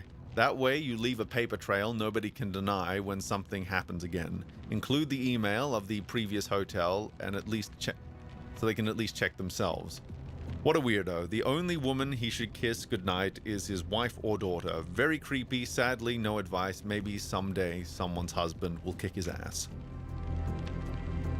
Which, yeah, all have the right intentions, but not very useful as far as figuring out what the hell is going on with this guy. A stalky stalk of the original poster's profile doesn't reveal any updates beyond this date. She has been active on the subreddit. She has been active on Reddit since that point, but mostly commenting on unrelated stuff or posting unrelated things. Nothing really to do with this incident as far as I can see. Thus, I wanted to turn this over to you guys to raise a bit of awareness of this incident. There is a potential predator out there, slipping into managerial roles where he can do a lot of damage. God knows where he is right now and what he's done in the meantime. It's a long shot to be sure, but I figured by drawing attention to this through my own limited platform, there might be some further information that can come to light. I don't really expect anything, but it felt important to shine a spotlight on this nonetheless, as this does feel a little bit swept under the rug at this point.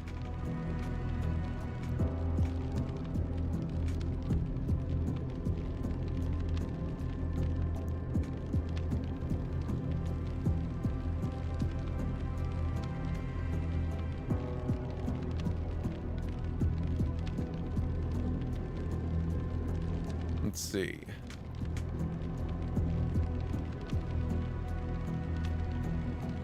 Oh my goodness. Let's see. Gonna pick up where this left off. Wrong hole. Finally fit into my L-size shirts again. Ooh.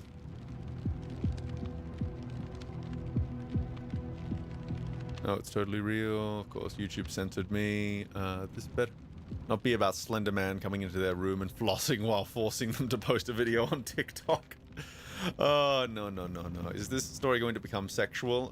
You know, half and half. Pantsless or topless. Was this in summer? No clue, no clue. Sup, Meme? Oh, Cthulhu entered in the meantime. Oh, Meme, you should take a look at Gregory Horror Show. It's an old animated horror show with a first-person perspective. Ooh, that seems kind of nifty. Let's see. Sounds like the door either didn't have a chain lock or didn't fasten or didn't fasten it before bed. Yeah, it looks like there was a serious lack of additional security for those rooms because, you know, obviously electronic locks serve to stop other guests from getting in, but if any of the hotel staff want to get in, they suddenly have free access, which is not very good. The fact these people latch onto this as if it's 100% real is always funny. I used to read the sub. Yeah, like you gotta really do an extra level of investigation with the let's not meet sub before determining something to be true. There's enough context clues with this story that I'm willing to give it the benefit of the doubt that it's true. Especially because she jumped over to the legal.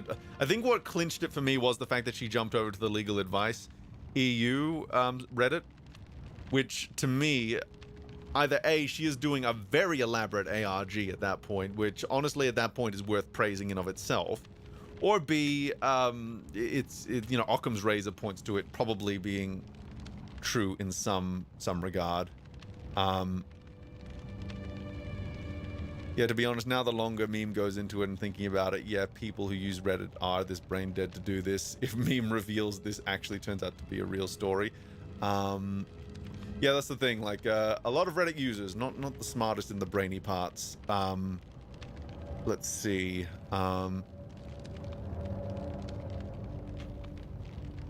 See, if I recall correctly, it was half naked whenever I type means. Just trying to remember the context for a lot of this.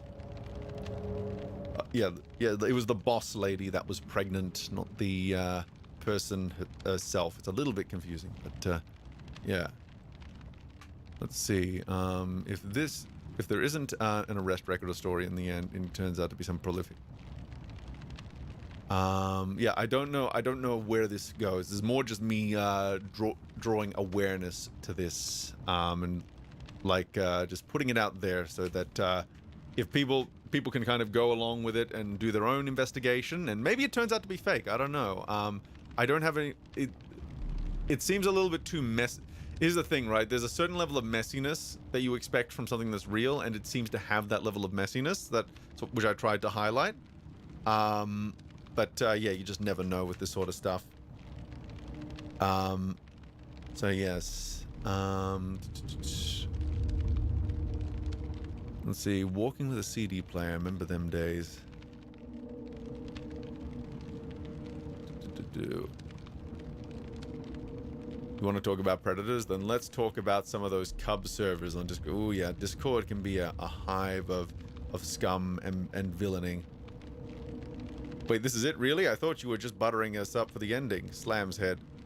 Well, the thing is, right, I was highlighting this because it doesn't have an ending, because it's gotten so far, and then it kind of, it seems like they were unable to make progress because he left the country, which indicates if this was all well and true, bad things have probably happened. So I thought, okay, I can draw attention to this. If someone is curious about this, they can, more people can do like their own sweeps on this to see what the hell is actually going on. And you know, it's we might be able to get updates on this in the future. You know, this could be like part 1 of different things going on with this. Sweep it harder.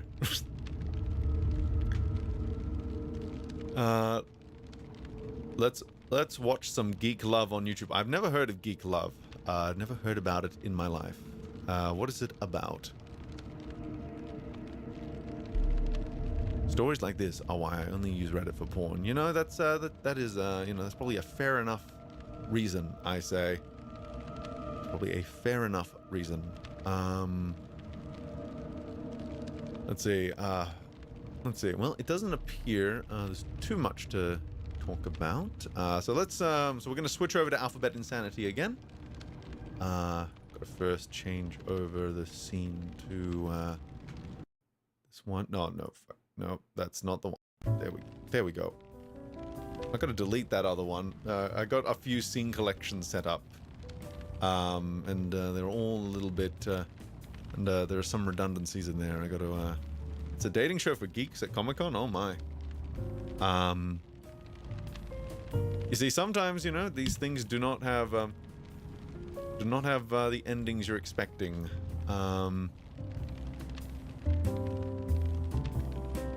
Yeah, some rippity raps. So let's I'll get the lyrics up for you fellas. Wherever the hell I put it. Don't know where I put it specifically is the problem. It might be back in one of these other folders.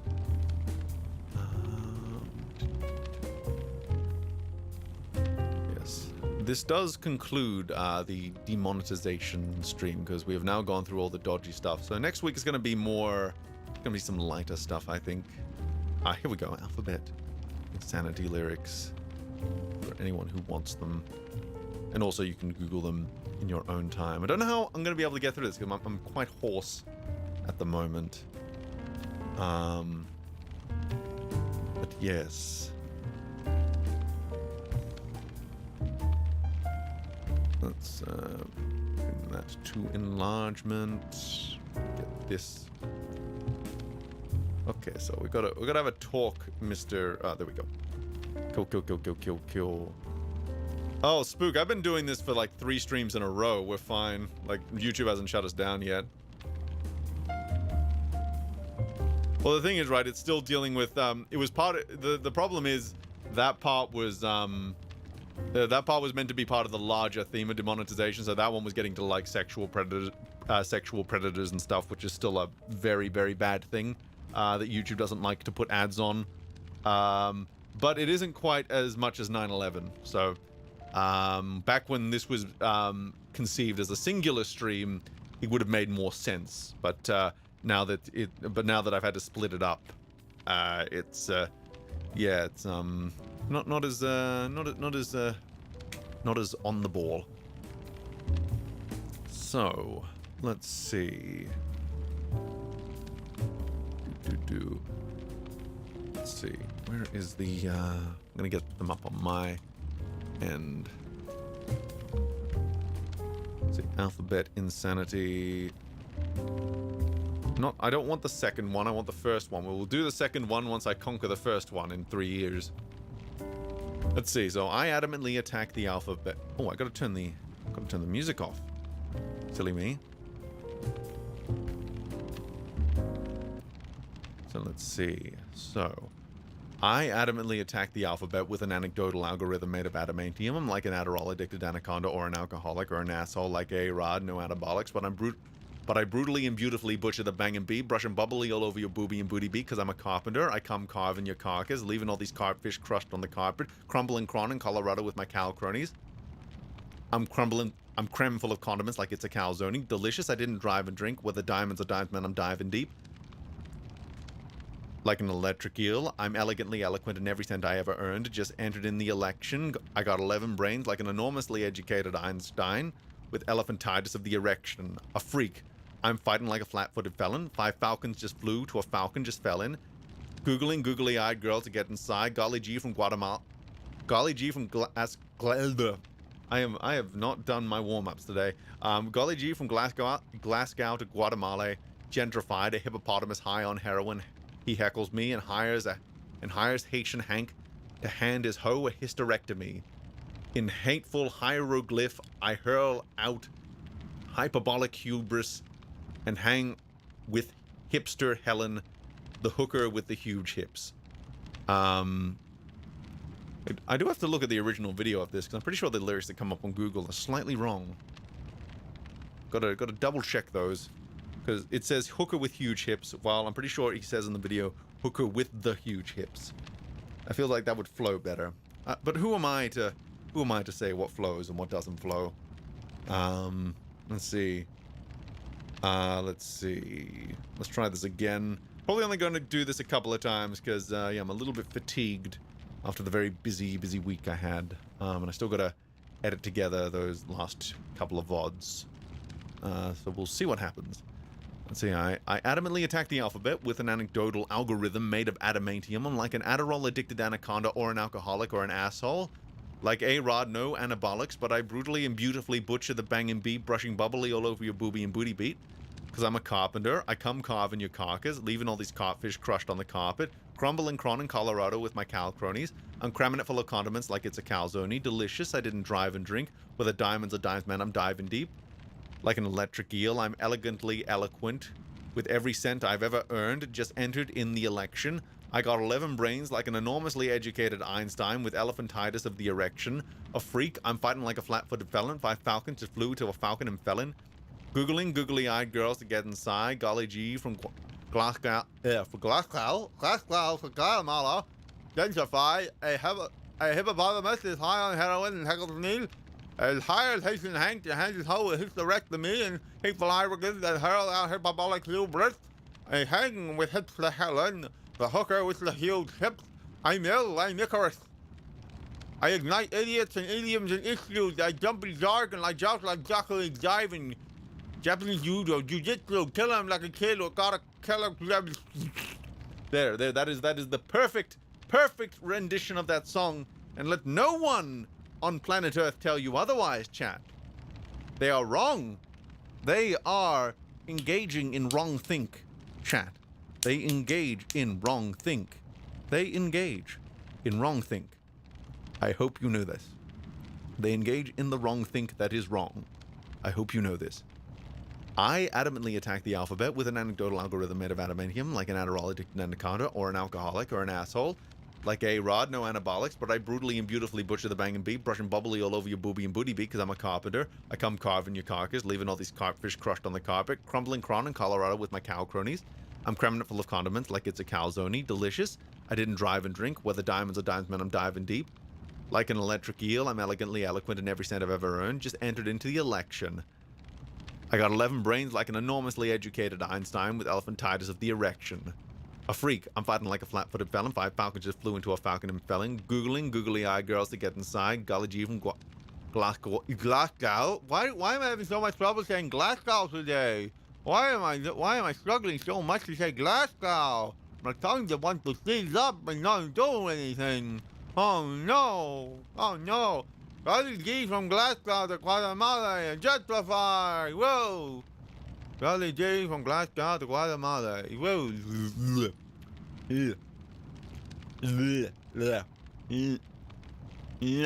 No. It's like my tongue just seizes up whenever I want to say Guatemala. Glasgow to Guatemala. Just seizes up. Little Bell's palsy. It's working. Hey Spook, you weren't around when I did alphabet aerobics, drunk, and got through it all, man, without reading it. This is me learning a new rap, man. You gotta be bad before you can be good. You gotta be bad before you can be good. That is the rule. That is the rule, I say. You gotta be bad before you can be good. Oh no. Memes injected his tongue with Novocaine? Man, you didn't go for the obvious one there, did you? Okay, let's try this again. I adamantly attack the alphabet with an anecdotal algorithm made of adamantium, like an Adderall-addicted anaconda or an alcoholic or an asshole like A-Rod, no anabolics, but I brutally and beautifully butcher the banging beat, brushing bubbly all over your boobie and booty beat because I'm a carpenter. I come carving your carcass, leaving all these cartfish crushed on the carpet, crumbling cron in Colorado with my Crumbling cron in Colorado with my cow cronies. I'm cramming full of condiments like it's a calzone. Delicious. I didn't drive and drink. Whether diamonds or diamonds and dive deep. Like an electric eel. I'm eloquently eloquent in every cent I've ever earned. Just entered into the election. See, I'm a bit too. I think the feedback I got is that I'm too breathy on the consonants, which might be an asthma thing. So maybe I should do this after. I need to get more Ventolin, and also that other asthma med. So maybe that's going to improve my performance there, because it's about that brain body connection, right? Where, you know, the brain can read it at a certain pace, but the body needs to keep up. And then if the body isn't like fully in tune, you know, it's all kinds of things that result in a performance that being good. I adamantly attack the alphabet with an anecdotal algorithm made of adamantium. I'm like an Adderall addicted anaconda, or an alcoholic, or an asshole like A-Rod, no anabolics. But I brutally and beautifully butcher the bang and beat, brush bubbly all over your booby and booty beat.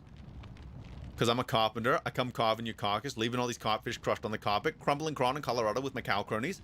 I'm cramming it full of condiments like it's a calzone. Delicious. I didn't drive and drink. Whether diamonds or diamonds man diving deep. Like an electric eel, I'm eloquently eloquent in every cent I ever earned. Just entered into the election. I got 11 brains like an enormously educated Einstein with elephantitis of the erection. A freak. I'm fighting like a flat-footed felon. 5 falcons just flew into a falcon and felon. Googly eye girls to get inside. Got a G from Glasgow to Guatemala, gentrified.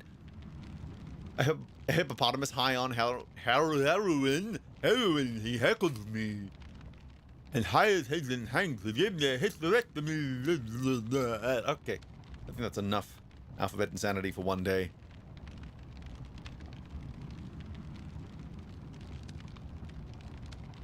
Yeah, that's the thing. Like, bad for rap flow is the problem here, because my natural accent is a little bit. It is not quite the rap. It's not the rapping sort. But also just because I still need a lot of practice with it, and it's okay. We get a little bit better each week, and that is that is the point of this exercise, is that we go over it every single week, and we get a little bit better, and we see the highs and the lows of this whole thing. Okay, so I think I'm going to do super chats now, and then wrap up. Maybe do a little after stream later. We'll see. I kind of want to do some more War for Cybertron. Kinda wanna do some more War for Cybertron.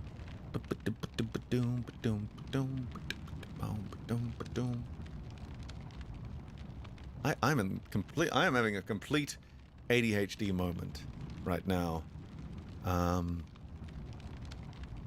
Let's see. Monetization.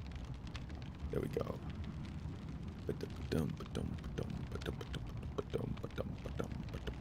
Okay, it seems that I read all the ones through YouTube. That's good. Now I just gotta read the Streamlabs ones. Yes. Yes, indeed. If you were ever in doubt that this is a variety show, this really is a variety show. And you know, the thing about a variety show is that I might cover a topic that is like really interesting to a certain group of people, and then I cover another one that, you know, that same group is just like, what the fuck is this cringe? And that's just the nature of the beast. The nature of the beast is that variety show means that it will cover, you know, there are no topics off limits. If I find something worth exploring, even if it doesn't reach satisfying conclusion, sometimes you just gotta go for it. You know. Okay, so nothing through. Yeah, it doesn't look like there are any new Streamlabs ones, which is all well and good. So that means I will probably be wiping up right now. Oh boy. The lyrics are correct on Genius Lyrics, and Okay, so Genius Lyrics has the correct lyrics. Cool. I was just looking at the Google ones for some reason, because I don't know. I got lazy. I got very lazy. Anyway, I'm gonna hit the old dusty trail now. A little bit of a shorter stream today, I think. But yeah, it's been fun. I'm gonna try and put up the reminder that the stream is beginning next week, because I think it would have. I think a few people got a few people forgot that it was on, which is okay. It's a new show, and two, it's my bad for not putting up the reminder ahead of time. But that's okay. That's okay. It's been a learning experience, as these things tend to be. So I'll catch you guys on the flip side. Bye-bye.